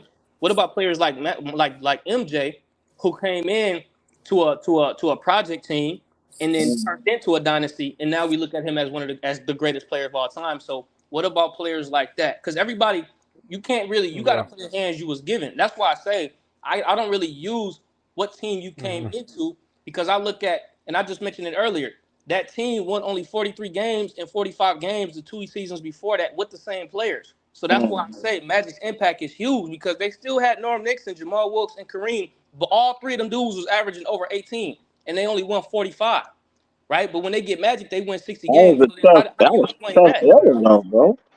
Yeah. But you know what, Kobe J, you kind of answered that yourself. Number one, MJ is the GOAT. I got him as a GOAT. So, I mean, I don't like, to me, putting Magic, MJ, and Steph in the same conversation. I'm just looking at Magic. But Okay, your point okay, I is well. respect that. I'm just saying Yeah, that. Yeah, yeah. okay. No, I know what you're saying. No, I know what you're saying. But see, that's kind of like what I'm talking about. Even Michael Jordan went through the typical process, and he made the playoffs. But we Right, know those teams were Michael. You trash. forgot he Those, went through six yeah, years of losing. Michael yeah. went through 6 years of losing, That's what I'm saying. He didn't have an advantage in his career in the first No. 10 years. He didn't have no just advantage. like Okay. So Curry. Curry went exactly. through So 6 years of exactly. losing before he started to say, you know what, it's time to start going getting them chips. So Right, right. But so that's what I'm Kobe saying. J though. Real But quick. Kobe J. Go Yeah, ahead. Go ahead. yeah. No, I Oh was just yeah. gonna say that So we don't lessen Larry Bird and Magic on the top 10 list because of that, right? We No, got them no. there no. because their individual impact was just that much greater. Right, and it's a matter of opinion, No. though. Like, Yeah. like But we all making good points. So, but you can't debunk yeah, one player versus the other yeah. player. They're both great in their own right, and they had different Facts. journeys. Like their journeys Yeah. looked at a But little different, though, but they were still individually great, yeah. and they kind of helped their teams get over the hump. Like, you know what I'm saying? Right, right. Now I But agree to see, that. but Kobe J, yeah, but Kobe J, here's the thing that I say to that. Like, those are great points. And see, if you familiar, and I'm pretty sure you are, I never knock players for the situation they're put in. All I'm saying when we're comparing, and that's why I'm saying I'm keeping it just Magic versus Steph. And I'm particularly talking about the narrative of the winning, because you can say Norm Nixon and 18 points a game and they only won 43, 45 games. What did the Warriors win before Steph Curry was there, and who did he play with that could do that? You had Monte Ellis, who can get you 20, 24, right? But they weren't winning after that We Believe era for 2 years. So I don't fault Magic. You absolutely right. Magic, and I even said it, he was a major piece of what they did. But you still had pieces in place to where he could come in and be that extra final piece. Right. MJ didn't have that. Steph didn't have that. Other guys didn't have that. And this is why I say, and this is a great point you made, by the way. Let's look at how the individual player contributed to winning and making his team better.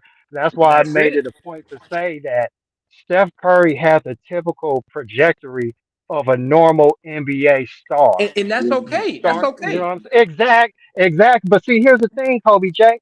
Like, a lot of people use that shit against him. This is Yeah, Oh, the, okay. see, this Yeah, is the I don't do problem that. that I don't.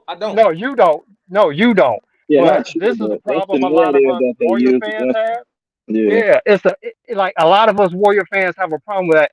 Steph Curry is the only player that y'all do that shit to. It's like if And you y'all be look like, at his oh, but nigga, career, he it's got not Clay Thompson abnormal. and Draymond Green. But y'all say Exactly. them players are weak, though. So why would y'all Because try to use that Exactly. against So this the is how argument I of look at the Steph game, right? Curry?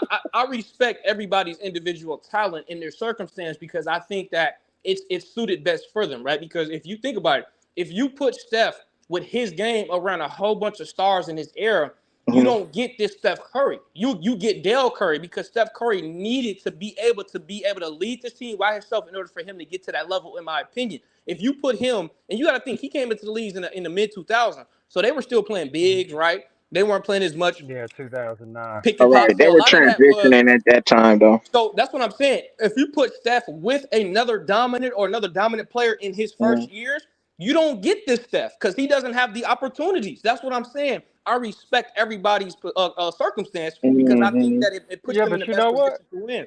Hey, but you know what? Here's the thing. You were saying, I believe, what Houghton said. I couldn't quite follow y'all conversation, so if I'm wrong, feel free to correct me. But once again, that's another hypothetical. We don't know. Kobe J, without remembering exactly what his shooting percentages was, Steph Curry, I think, was still close to 50, 40, 90 his rookie year on 17 half a game. I think he shot like 43, 44 from three, about 48 from the field, and I think he was about 89 and 90 He didn't Yeah, shoot from that the many free throw attempts. line. That's yeah, on less But attempts No, he too. didn't. yeah. That's Probably accurate. But like That's on on here's like the point. That's thing. 14 accurate. attempts a game, 14 But here's the attempts. thing, Right, though, Yeah. Old Town, you got right. to think when Steph Curry first came in, the league, the style hadn't transitioned yet. Like they Right, weren't going small ball at that Yeah. point. They were still playing big in, and they were right, building right, around wings. So you Yeah. still right, had right. teams that were constructed a certain way. Like if you look at the early 2000s, all the teams were pretty much built. Yeah. You had the power forward, you had your big, who was the most likely a defender, and then you Mhm. had your guard, who was the true point guard, the Chauncey Billups, the Steve Nash. So teams were all kind of constructed similarly, right? Steph But Curry, what I'm saying is that his game alone changed it. So what I'm saying is if you yeah. put him in a system, if you put him with the Lakers and play with Kobe, or you put him with KG and them, his game doesn't blossom like it does when he's in Golden State because they play off What? each other. I disagree with that. No. Okay. When I But say Kobe J. blossom, what I'm saying is that Yeah. do you still think Steph Curry becomes this Steph Curry playing with Hell all of those yeah, it's superstars? Steph Yes. Curry and Kobe with Yes. the mentality No, that both of them what I'm Yes. dudes telling you, he have. doesn't You get have the to look amount at of. the No, you Oh. got mentality to of the think player, Okay. bro. Steph Hey. Steph Curry was Curry got Kobe. a always making killer mistakes though. mentality, bro. You got to Hey, understand Kobe his J. work ethic too. No, He Yeah. was it's not about that. What I'm saying is that his amount I of know what you're touches that he saying. got, they allowed No. him to shoot 10, 12 threes a game, bro. He was not going Okay. to get Hey, the wait a same type minute. of shots playing with those top Hey. teams. That's what I'm saying. Hey. Hey, Kobe J. Let me say. Okay. First of all, let me say this much. Kobe Bryant was an intelligent motherfucker on and off the court. Do right. you really think he would see Steph Curry shooting the way he does in practice and say, I'm only going to let him shoot 12, 13 times? Like, Kobe would look at Steph and being like, dude, this dude is so much of an upgrade over Derek Fisher. We got to get him the ball more. Like, He I think endorsed. He already endorsed Steph Curry. No. But here's the thing. exactly. He does. Here's the thing. I agree with you, Uptown. But does he become better? Does he become better I than think he Kobe playing becomes with better, Kobe? bro. When you got Dude, somebody like dude that with Hold the on. So you're mentality and the telling work me, exactly. hold on, you're ethic, telling With me, Kobe, yeah, hold on, you you're put telling, hold Steph on. yeah, Curry with Kobe, yeah, Kobe with Kobe, early in yeah. his Let me say career. this. Like, Hold on. oh, come Hold on. on. Let me say Come this. on. Let me say this. In Yeah, yeah, 2008, hold on, from 2008 to 2011, right? Which is when Steph yeah. Curry got drafted in what, '08? So you put him Oh with nine. the Yeah. '09. So you put him with Kobe, Gasol, and them in '09, and the game hadn't even changed Shit. to his style of play Oh, yet. they What win I'm saying is that championships after championship, easy. Man, they no, three here's what I'm peat. saying. Does Steph Curry, A is he three gonna be the P. number one option on that team? Is what I'm asking. No, not the He number wasn't the one. number No, one we're not option saying with number Monte one. Ellis, though. No, He no, he he doesn't was have to. soon as Monte Ellis left, he became the number one guy. You're right. Okay, but So what, Kobe what I'm J, saying when is I that he's not gonna get the same amount of touches as he was with Golden State. Can we be honest? Like he Who's doesn't get the okay? Let same me ask you amount of this, Kobe touches okay, Jordan. Who's better, Chris Paul or Steph Curry? in 2009. Chris Paul. No, I'm just I saying. know I'm what asking he's saying. for all though. Overall, yes, Steph is, but I'm saying I'm talking about That's at that why you think time. they didn't put motherfucking a young Chris Paul with Kobe. Kobe was finna shatter all the motherfucking No. See, championships, but bro. the Hey, difference. He was Hold on. gonna Kobe First of pass J. all, Jordan, but bro. see, this is why it's a little bit Just imagine what he'd do with disingenuous. Curry, though. Is what I'm Because saying. no, here's Okay. the difference Hey, though. Hey, hey, Elise, here's the difference. Chris Uh, Paul and Steph don't play the same game. It's different. CP is I an know what he's actual saying. point guard. He's a general point guard. It's a different right, style right, of play. He right. actually him in Kobe. First of all, Chris Paul is in his like sixth year at this point. He's 6 years in the league. Yeah. Right, So right. I'm just saying from an actual perspective, Steph Curry, yes, he will be a great shooter, but does he become this type of player? Yes, Playing because with Yeah. his ability to Yeah. handle the rock. You forgot that he got handled? Come on, bro. He can create his own I shot Hey, disagree, off E. bro. the I don't dribble. think Hey, but you know, you're. I hey, don't E. think he But becomes number Hold one on, over bro. Let me Kobe. say this one time. Steph Curry can be Allen Iverson, Kyrie Irving, and then he can turn into Reggie Miller, you know what I'm saying, Rip Hamilton, and Ray Allen. exactly. But here's Like, the Exactly. okay. But here's the he's thing. all of Hold on. those All those guys players. you just named, when they were on championship teams, none of those guys were the number one option. Kyrie was not number one over LeBron. Okay. He was 1B. Hey, Stop but Kobe J, this I understand the point you making. What I'm saying, and see, this kind of go to what I'm saying. I think people really underrate Steph. I think that his rookie year and his second year is so overlooked. People think that he really wasn't doing nothing special. Like the dude was damn near 50, 40, 90 early in his career. As a matter of fact, you could say on about 7 3-point attempts a game, which by the way was a lot back then. So he was still in the upper echelon of 3-point attempts. And he was actually shooting a higher percent from three than he is now. What I'm Okay, so saying here's my. is, Oh, if go ahead. okay, My well, fault. hold on, real No, my quick. fault. Go ahead. Go What ahead. I'm My fault. saying, no problem. It's a good convo. What I'm saying is, if you got a smart player like Kobe who wants to win a chip, if you got smart players on that team, and not only that, it comes down to the damn coach.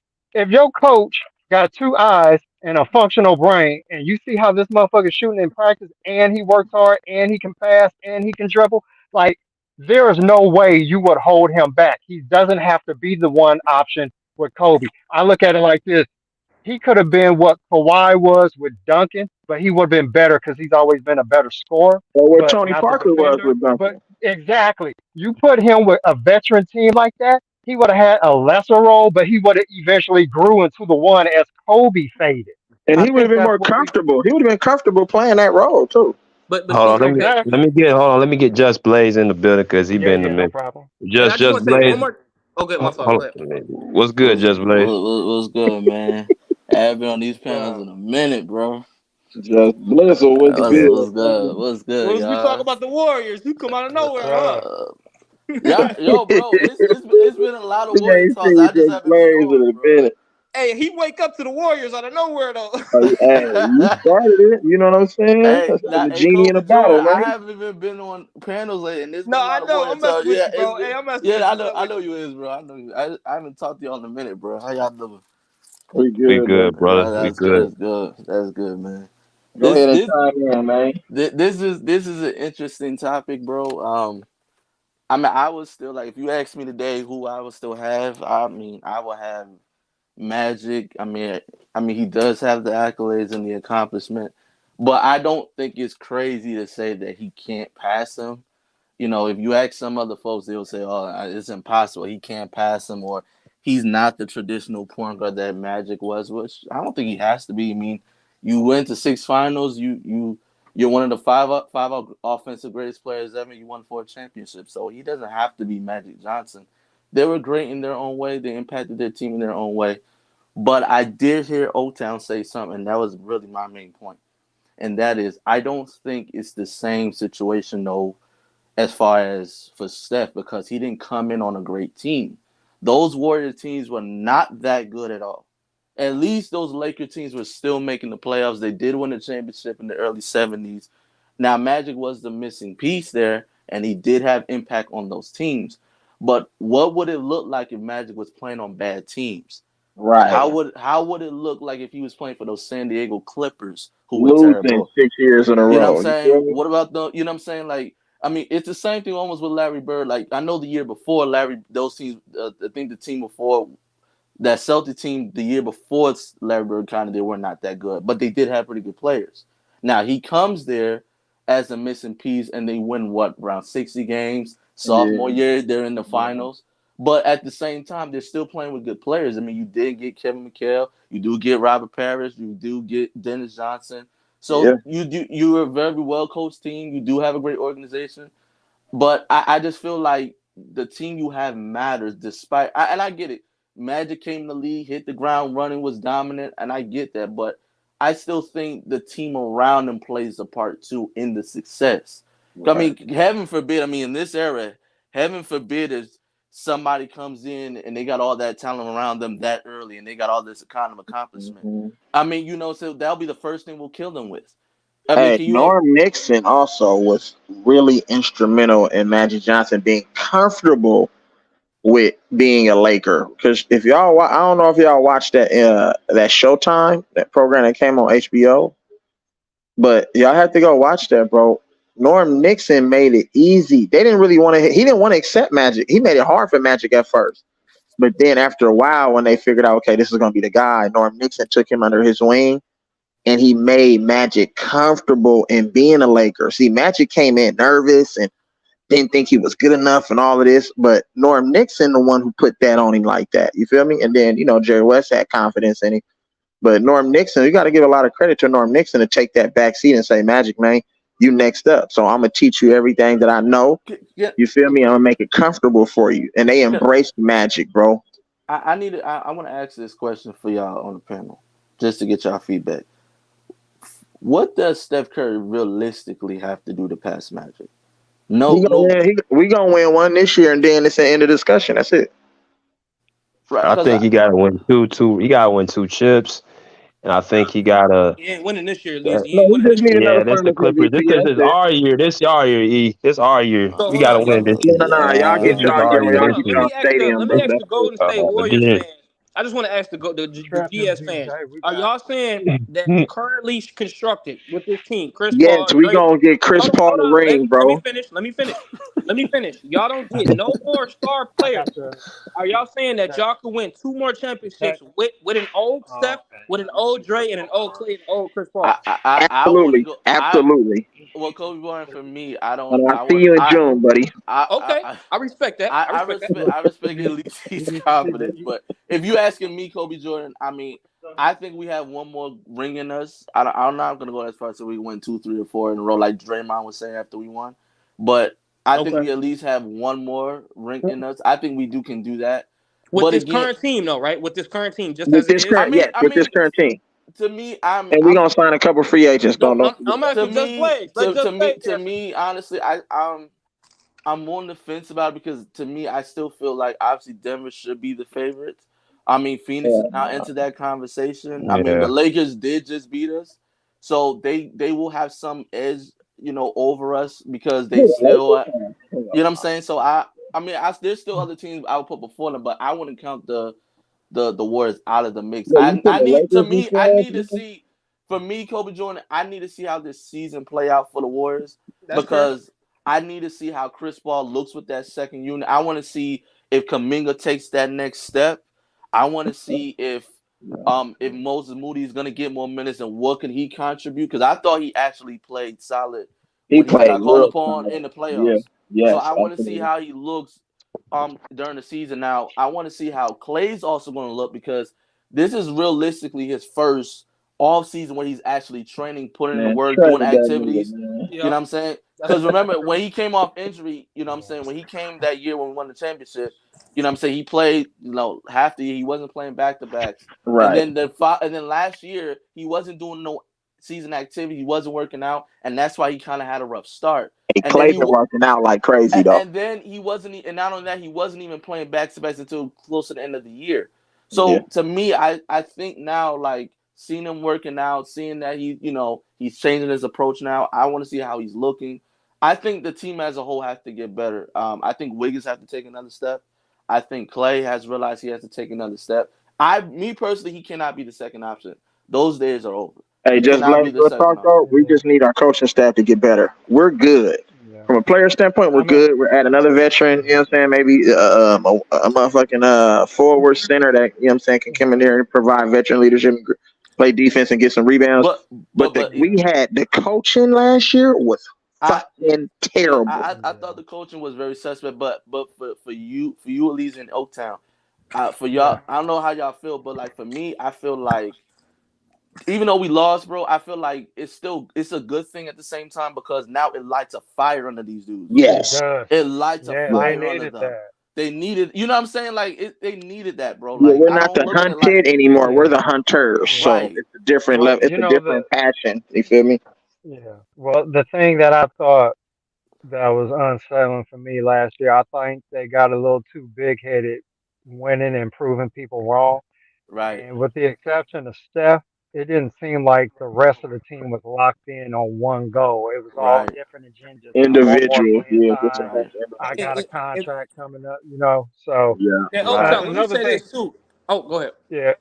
No, I was gonna say what I wanted to get to, like with Chris Paul in the second unit. Some Warrior I got news for some of y'all Warrior fans. Chris Paul ain't gonna be no 20-minute a game point guard, and he shouldn't be. Chris Speak the Paul truth. is Right. playing Speak the truth. 30 minutes. He's playing 30, whether he start or not. He's playing 30 minutes, and I'm gonna say this: you want him to play 30 minutes. You got a unique situation where you have two all-time great point guards. Steph is playing at a higher level. Name 10 point guards better than Chris Paul still. Like he's still a top 10 point guard, top Right. 15 Right. at No, worst. for real. He And makes I'm gonna any tell you team he's something. on And, better overall. yeah, Period. and here's the thing. Everybody keeps saying Steph ain't a true one. He's a two. Well, doesn't Chris Paul unlock him to be more of his natural position? That actually might be more dangerous because now you Oh, got Steph. Don't worry about the facilitating and playmaking for everybody. Now it's you like AI. I think Chris Paul can do for Steph what Eric Snow did for AI, but Steph is more efficient, and obviously Chris Paul is better than Eric Snow. Steph It Curry also Hey, averages frees up 30 Clay this year. hey, 30. hey, hey, Old Town and them. And easy. He's Chris do you? Paul Hey, averages So, The so 26. difference Old is Town. they in the West. They not in the East, so they ain't getting to the finals and getting one. They gonna have to go through Hold some on. teams. hey, But Old I Town know and you them. a Kawhi fan, man. Hey, I stop know playing, where you bro. coming We've from. been smacking the Clippers. Stop. It's gonna be a war Hey, this we But season. know you We've know it It's been gonna what? is. be a smacking the war. Clippers, But though. you Don't know do that. what? That It's gonna out be of a that. war. I like that take, Old Town. I want to know how y'all feel because to me, like, remember when we had Jared Jack and he was playing point guard a lot of time down the Exactly. stretch of Yes, games, and yes, Mark Yep. Jackson had another off guard. I yes. can see that Yep. same situation And going we on were with Chris highly Paul. successful with that backcourt. But see, Because here's I, hold on. Here's the difference though, right? And I think that I don't know if y'all are missing it, but y'all must. This is y'all telling me y'all really trust y'all young guys because this team's depth doesn't compare to the 2015-16 Warriors depth. That's my issue. Is that I think they're still good, but they don't have the same depth that we're talking about. Unless y'all really believe Kaminga and Moody is gonna have I the same do. type of Yes, we impact believe. I yeah, that believe yeah. in him. Yeah. so the same hold You on the got one same of the greatest so the leaders same ever, impact Chris Paul, one of the greatest leaders ever. He's gonna get Okay, those cool. young So guys what I'm on saying, track, the, bro. the same impact that Bogut and Mo Spates had and those guys had, you're saying that these young dudes could do have the same type of impact. Because We I have don't. Chris Paul, bro. Well, they got Like, to No, no, think prove no. about I'm it. it. not talking. I'm Well, talking about the depth of the Warriors. My only hey, yeah. issue being Well, with y'all is Oh, y'all of depth course, because here's yeah. the I'm not thing. worried about it. When, Yeah, yeah, we're gonna be good. here's We're what we gonna be just good. saw last yeah, year. When y'all offense, yeah. when y'all starters went to the bench, what Mhm. happened?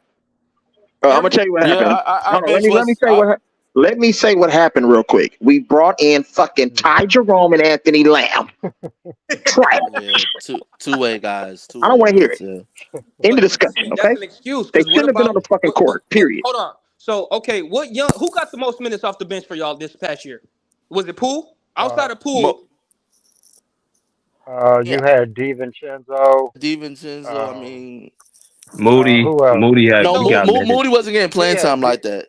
okay, so In what the I'm Yeah, saying playoffs no. he is, was. In the y'all playoffs he was. y'all In the really haven't playoffs, y'all yeah. made a good move. I think Chris Paul actually helps y'all offensively with some stuff, Well, but I'm Dario saying y'all Saric. depth though, y'all still have a hole in y'all because I Okay. don't think Moody is ready and Kaminga is Dario ready. But hold Saric, on, Kobe man. Kobe Jordan. If you don't mind me asking, the year Yeah, we won a championship, And we're did you gonna think sign Rudy Gay. did we? Oh no, we don't need him. He's y'all Nah, had washed. killers nah, coming we off the don't need bench. him. Y'all He's had washed. He's John done. Livingston. Yeah, Y'all had y'all lost Otto y'all hold Porter on, in that bro. Here's the thing. Y'all which don't realize. championship? But Hold on. BJ, What year are you nobody. talking about? What year? No, Kobe Jordan, the year we won the Why do you keep championship, going to 22, 26-15 when we just won a 22, Y'all championship won 2 4 years ago? championships. right? Stop it. You won.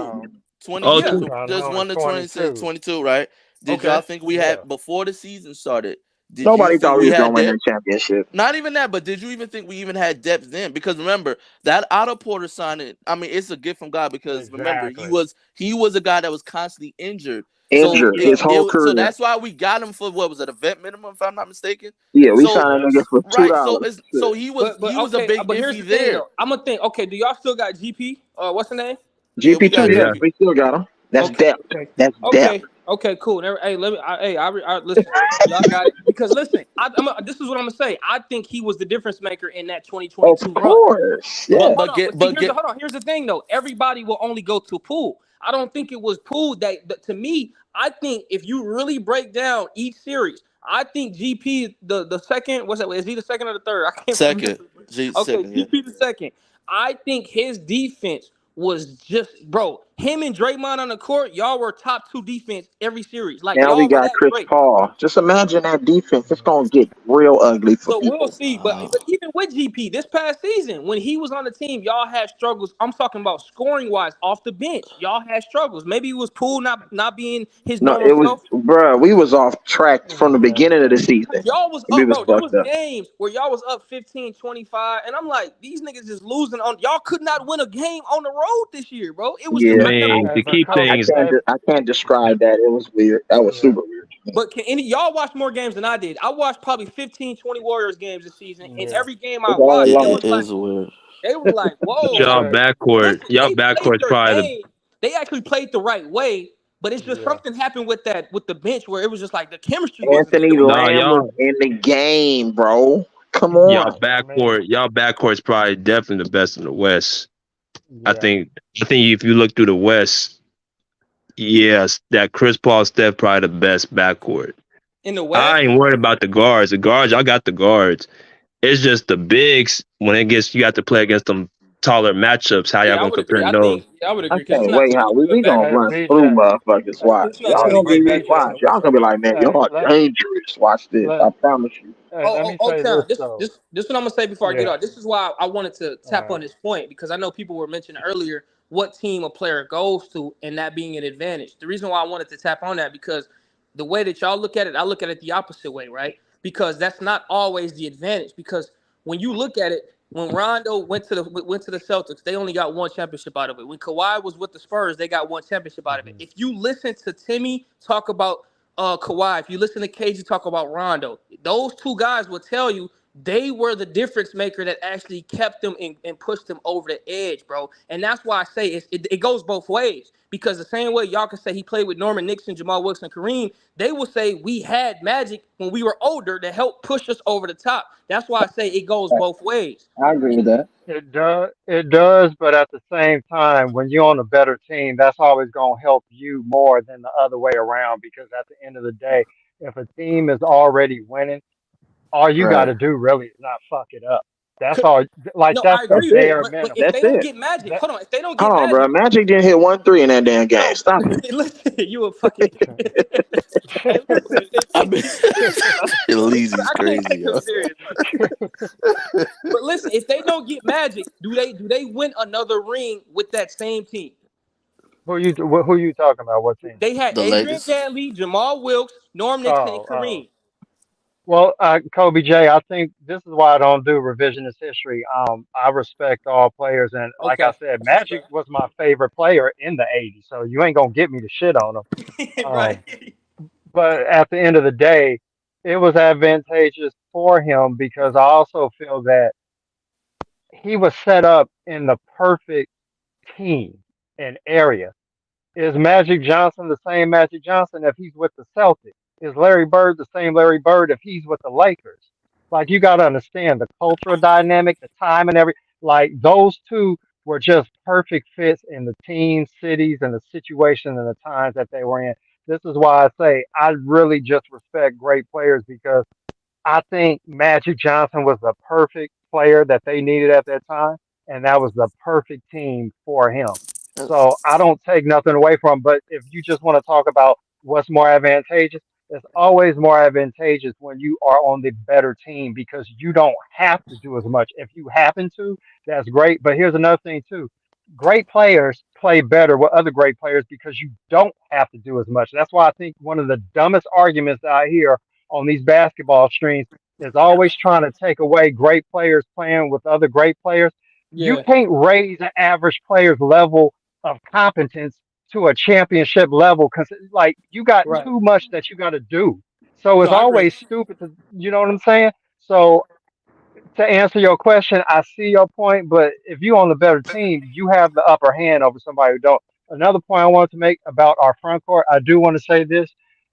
The young guys got to prove it. I think because we don't have as many and we learn some lessons, we won't put pressure on them. But I think Kaminga and Moody are ready to take another step.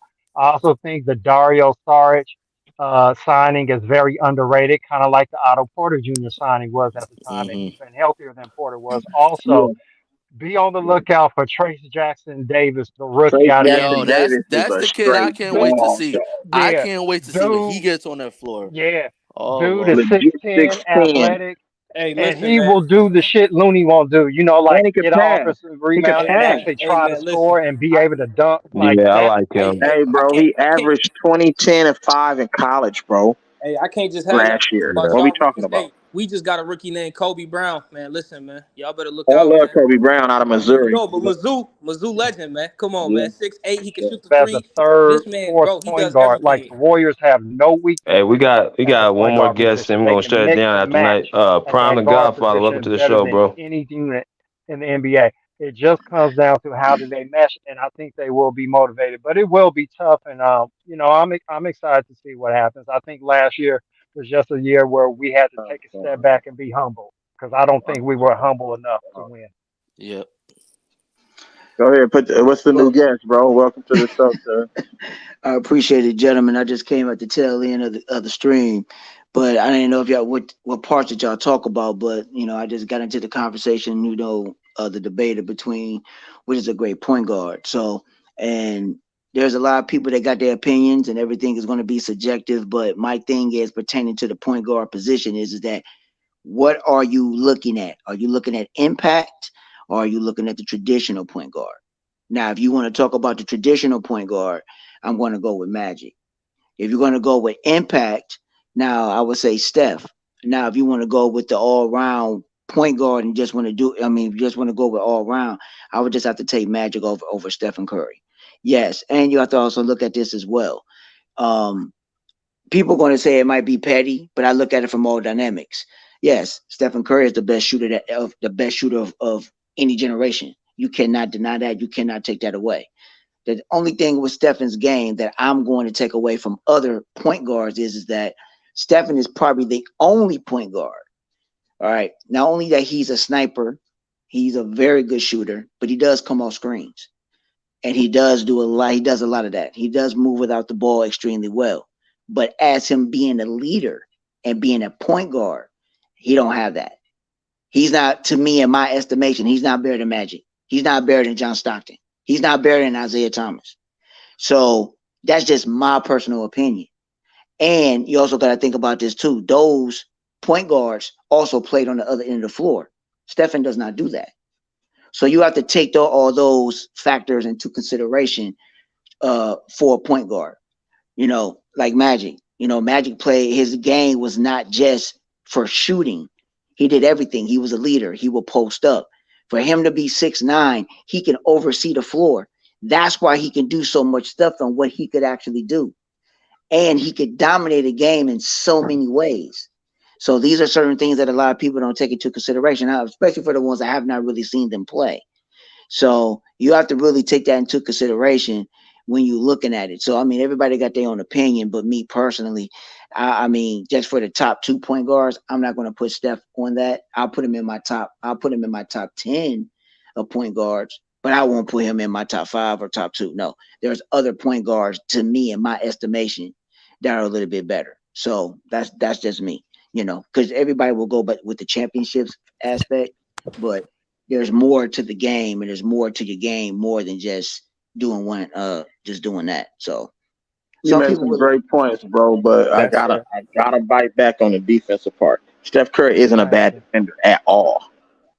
If you pay Magic attention to wasn't Steph too Curry bad. and his defense, his effort and his commitment to that end and his competitiveness, yes, he's undersized. That's the only knock that we have on Steph Curry defense. But it's not like he don't try his hardest to play. He competes on that end.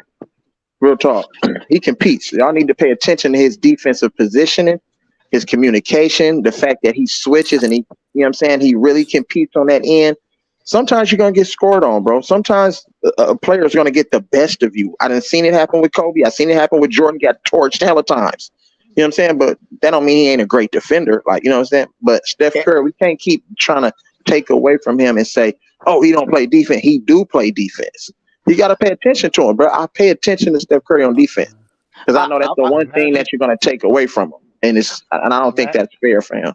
Well, I will say this. I will say this because I know you're trying to close up, but this is the thing. What I will actually say when I look at defense, okay, you have players that are lockdown defenders. Right. They play position defense. They move their feet. Right. Or you have great defenders that just play the passing lanes.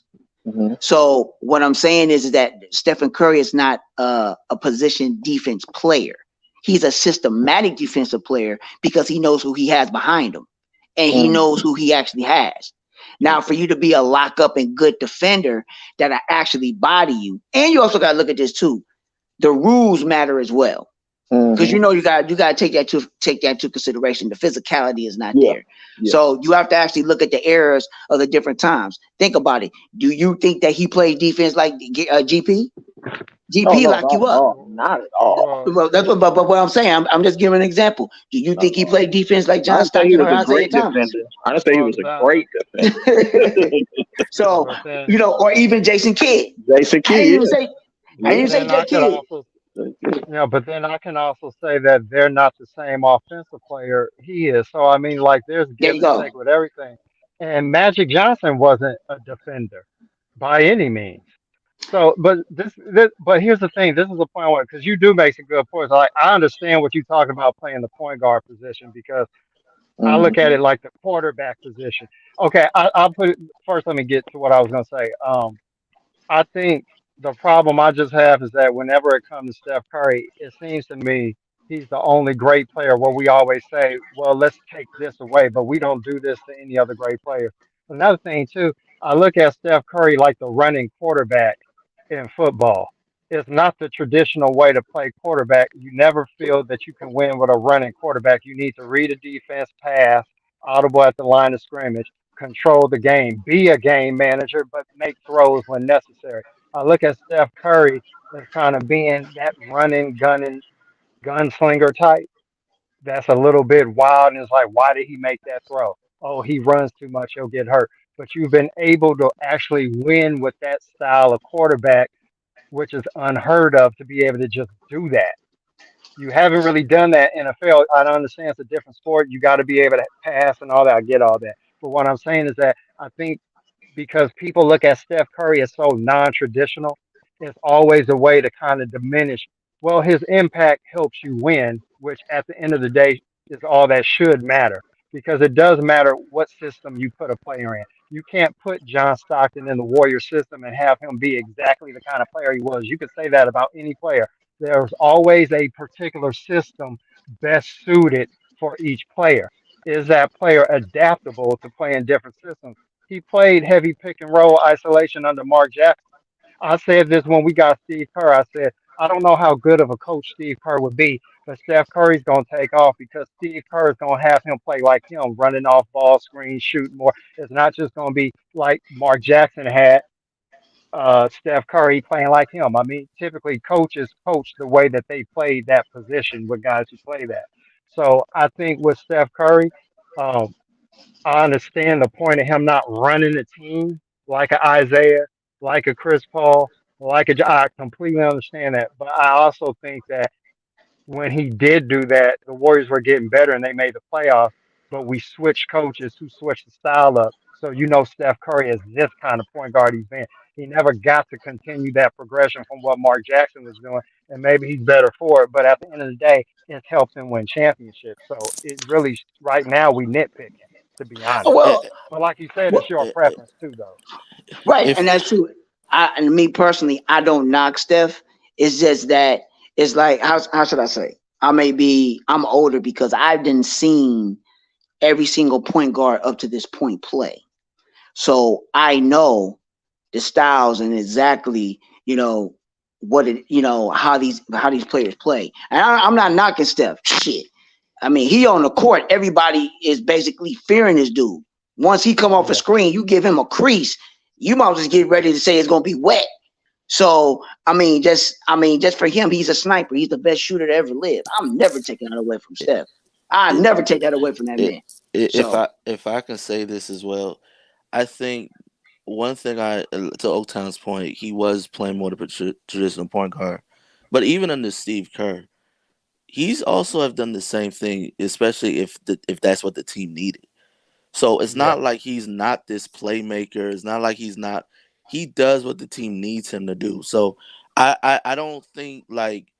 I think the problem is like we keep putting this traditional point guard stuff in a sense to diminish him as a point guard. I mean, at the end of the day, that's the position he plays. So and if we're being honest, who in this era is really winning playing the traditional point guard? Chris Paul. Yeah. Chris Paul has not won. He hasn't won playing that way. I'm just saying. Actually, right. if you think about it, just because he hasn't won a title, think about it. This is the thing, and I have to. He hasn't won, but there's a reason for that. He gets close. What happens? He gets hurt. Chris Paul always been prone. So that's the thing. So it's not like that he has never been to the brink. He was just in an NBA Finals not that long ago. But he still lost. But my whole point is that I really think we put too much emphasis on traditional point guard, and that's why he can't be in this top list because he's not a quote unquote traditional point guard. I feel like his impact on the team. I mean, you don't get to 6 NBA Finals and win 4 out of them if you're not doing something right, especially if you're not quote unquote playing the traditional point guard, because he does play it in the games, especially if it's necessary, depending on what's going on in the game. You know what I'm saying? So if he needs to score, that he's going to score. If he needs to be more quote unquote traditional, he does that. So it's just because he's not doing it mad. Because again, it was a different game back then. You know what I'm saying? It was more inside out. It's not that way anymore. So I don't like that we're just using. I mean, Jamal Murray just won the NBA championship. He's not a quote unquote traditional point guard.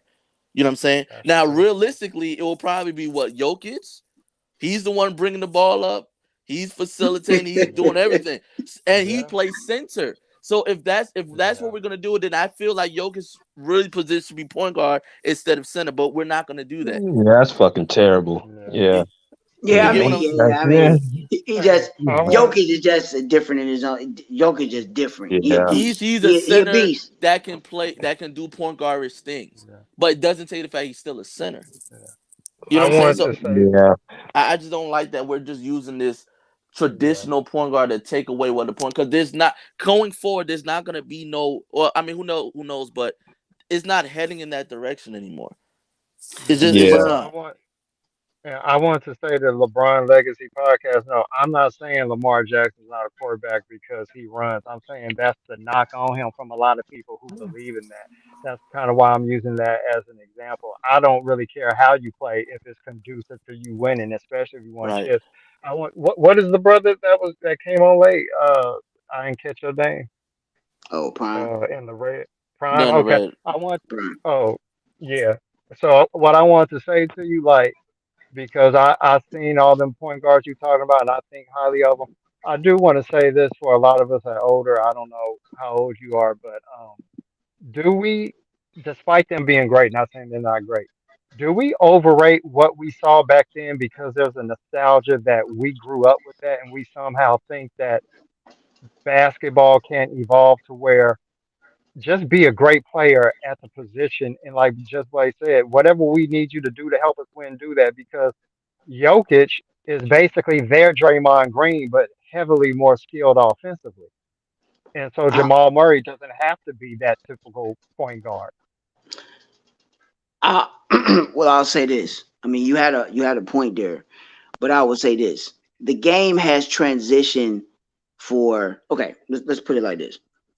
If you go by the decades, if you just go by each decade and how the game progressed, now some things about the game has regressed, and some things has progressed, meaning that now you have international players, but the rules and the style of play in the game is completely different. Me personally, I don't like the style and play of the game. I don't.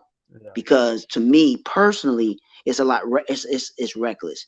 It takes away certain Mhm. elements of the game because you're trying to, they're going with analytics, and I agree us, with that. they're going with analytics. So when you think about it, you're taking away elements of the actual game. Well, we still have players that are actually in the game that does the fundamental and the simple things in the game. For instance, I don't want to be long winded, but simple as that. We don't see a lot of guys pick up full court. We don't see a lot of guys really, really play a lot of, defense. You can't even be physical with nobody. The you don't. How can I say? It's like I just keep it like this. Like when we watched it, like I'll say in the '90s, the early 2000s. When you came into that team city, you knew what you was getting yourself into. Let me give y'all an example. When you went to New York to play the Knicks, you know that was going to be a grind. They're going to play D. Yeah. If you went to Golden State back in the day, you know they ain't going to play D, but they're going to run the shit out you. They're going to be running up and down the court like deer. Yeah. When you went to you go to Utah, it's going to be a slow paced game. It's going to be systematic. They're going to play a solid game. You knew what you was going to get. But the question was that will you stop it?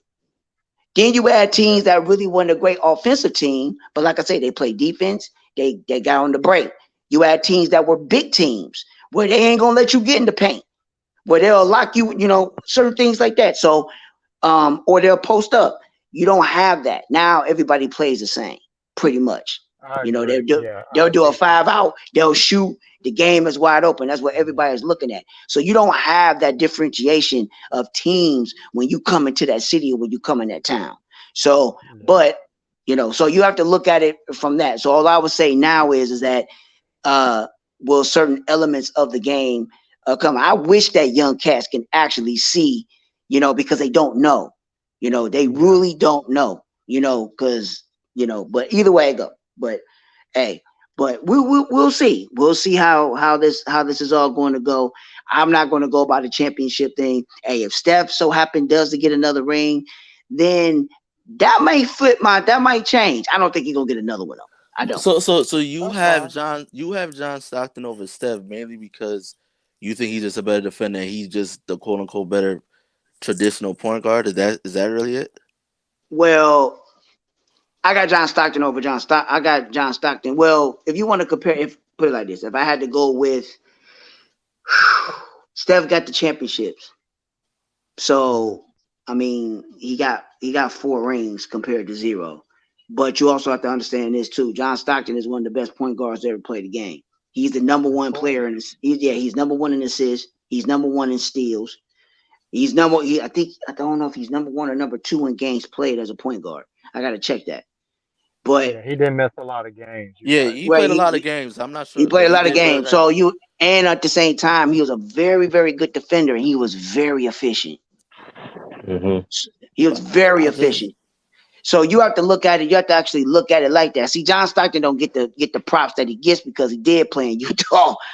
So my thing is that, and he was just a traditional point guard. If people actually saw John Stockton in the way that he played, if you look at all the stuff that people used to say, John Stockton was dirty. But Yeah, I remember that. Yeah. he did have some dirty stuff in him. you know what I'm saying? But he But played the game the way that it was. But I was like I say, it all depends on what it is what your preference is and what you like. I like the traditional point guard. I like all the elements of being a point guard. I'm not taking nothing away from Steph Curry. I'm not. Steph is a beast. I'm not taking nothing away Yeah. from him. But just me for my preference. There's Right. other point guards that I care that me personally I care about, and I put Steph in my top 5. Okay, Yeah, I'll put him in my top 5. I think what it is, Steph Curry, I think represents a transition from that era of basketball into something new that people just gonna have a hard time accepting if that's just not your cup of tea. And I think that's what Steph Curry's career really is gonna come down to. People can acknowledge he's great, but he's just not everybody's cup of tea for what they want in basketball.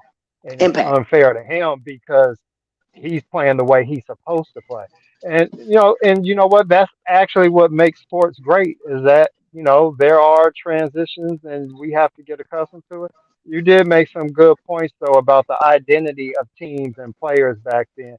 that is lacking today. I miss the big man at posting up because I think being able to score in the post, using footwork, playing back to the basket, facing up, scoring over guys who are tougher and bigger than you sometimes, that's grueling. It's like being on the offensive and defensive lines. You're doing a lot of dirty work that gets unnoticed, and scoring buckets is not easy when you got two defenders draped all over you in the post.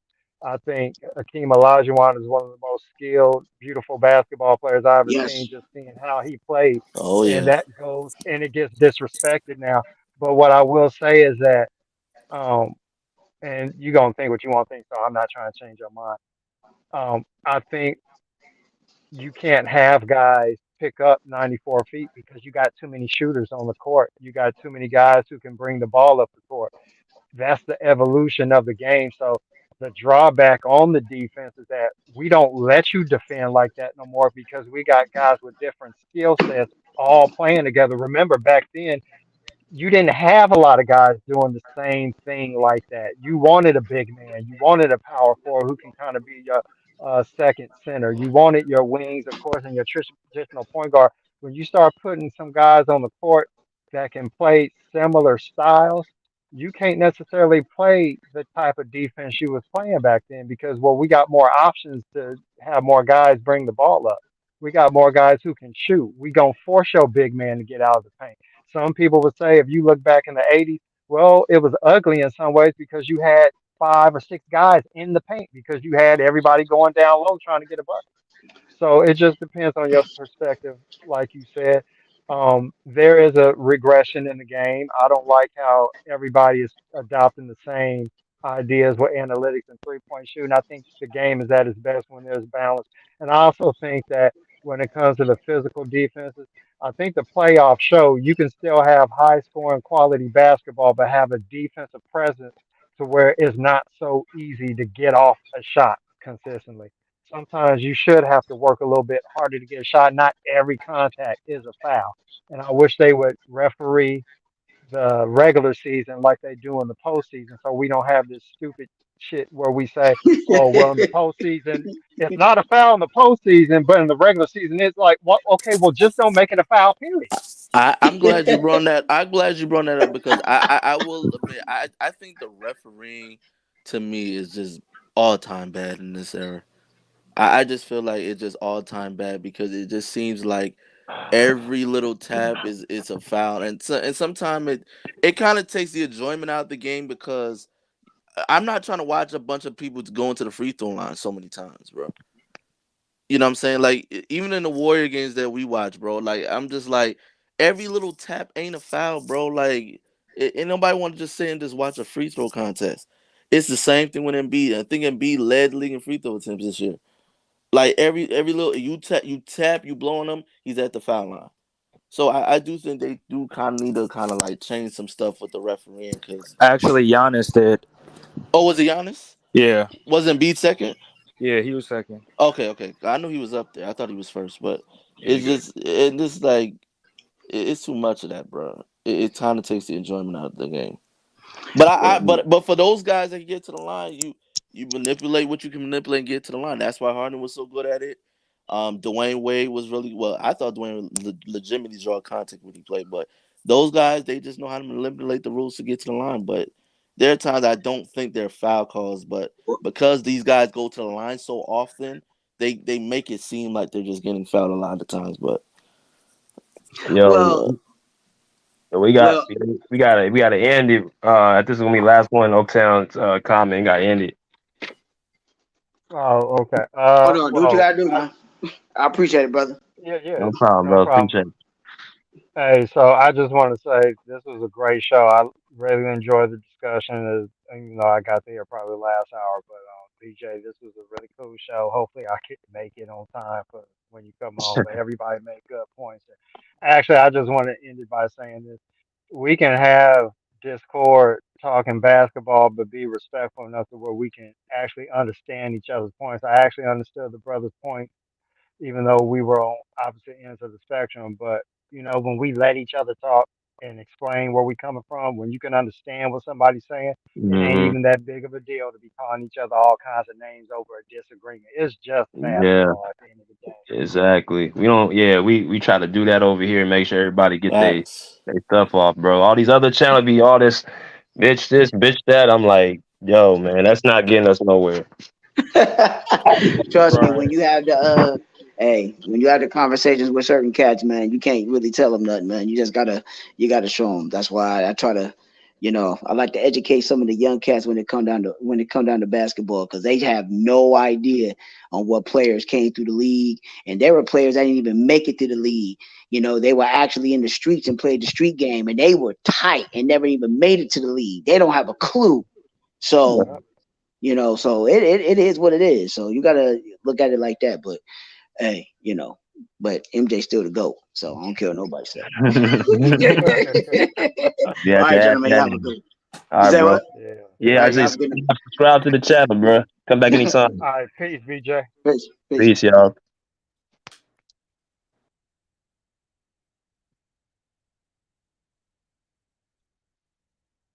All right, y'all. Great show, man. Everybody came in here, man. Definitely had a great discussion. We're a little bit longer than we thought, but discussion is Steph Curry the greatest point guard of all time? Let me know in the polls. Hit that Cash App, which is $BJ Matthews. If you guys like the show, y'all enjoyed the show, hit that Cash App. And also, what I'm saying, hit the super stickers and super comments that are available. Make sure we put a lot of time in all this, man, for y'all, man. So continue to show y'all love to the podcast. Got some more guests coming up soon. This show is actually kind of like last minute because I don't usually do shows on Mondays and Tuesdays, but I had to touch on this. And Wednesday we'll be back with LA Clipper Talk. I'll have an announcement coming very soon, actually surrounding the Clippers. So y'all need to stay tuned within the next few days. I might have a big announcement coming. So y'all stay tuned, man. Let me know in the polls what y'all think. And we will see y'all on Wednesday. Pull up a seat, pull up a chair, put live. Peace. Out of here like swimwear. Watch the offensive rebounding here. In for Davis. Went up high and came down hard, and the Lakers have it, and they come the other way. Clippers down by one. Jackson, spin up and down. What a great corkscrew move. Clippers by one. No timeouts. Here's Davis. The other way into traffic. But if it goes, it's over. And the Clippers have survived in a thriller. Wow, what a game that came absolutely down to the last possession. Russell Westbrook, they've been running this all night long. Reggie Jackson and the Clippers, they got the switch they wanted with Reeves and Reggie Jackson. This shot by Anthony Davis just in and out at the buzzer. You couldn't have asked for a better look here.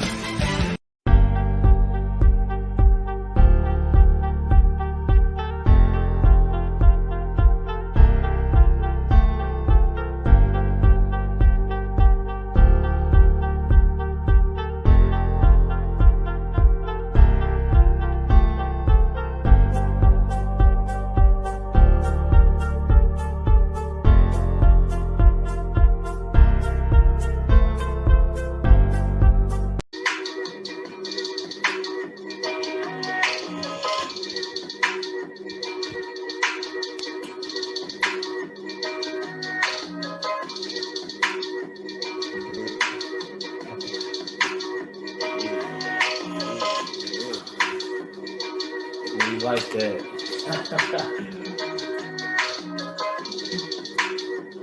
Woo!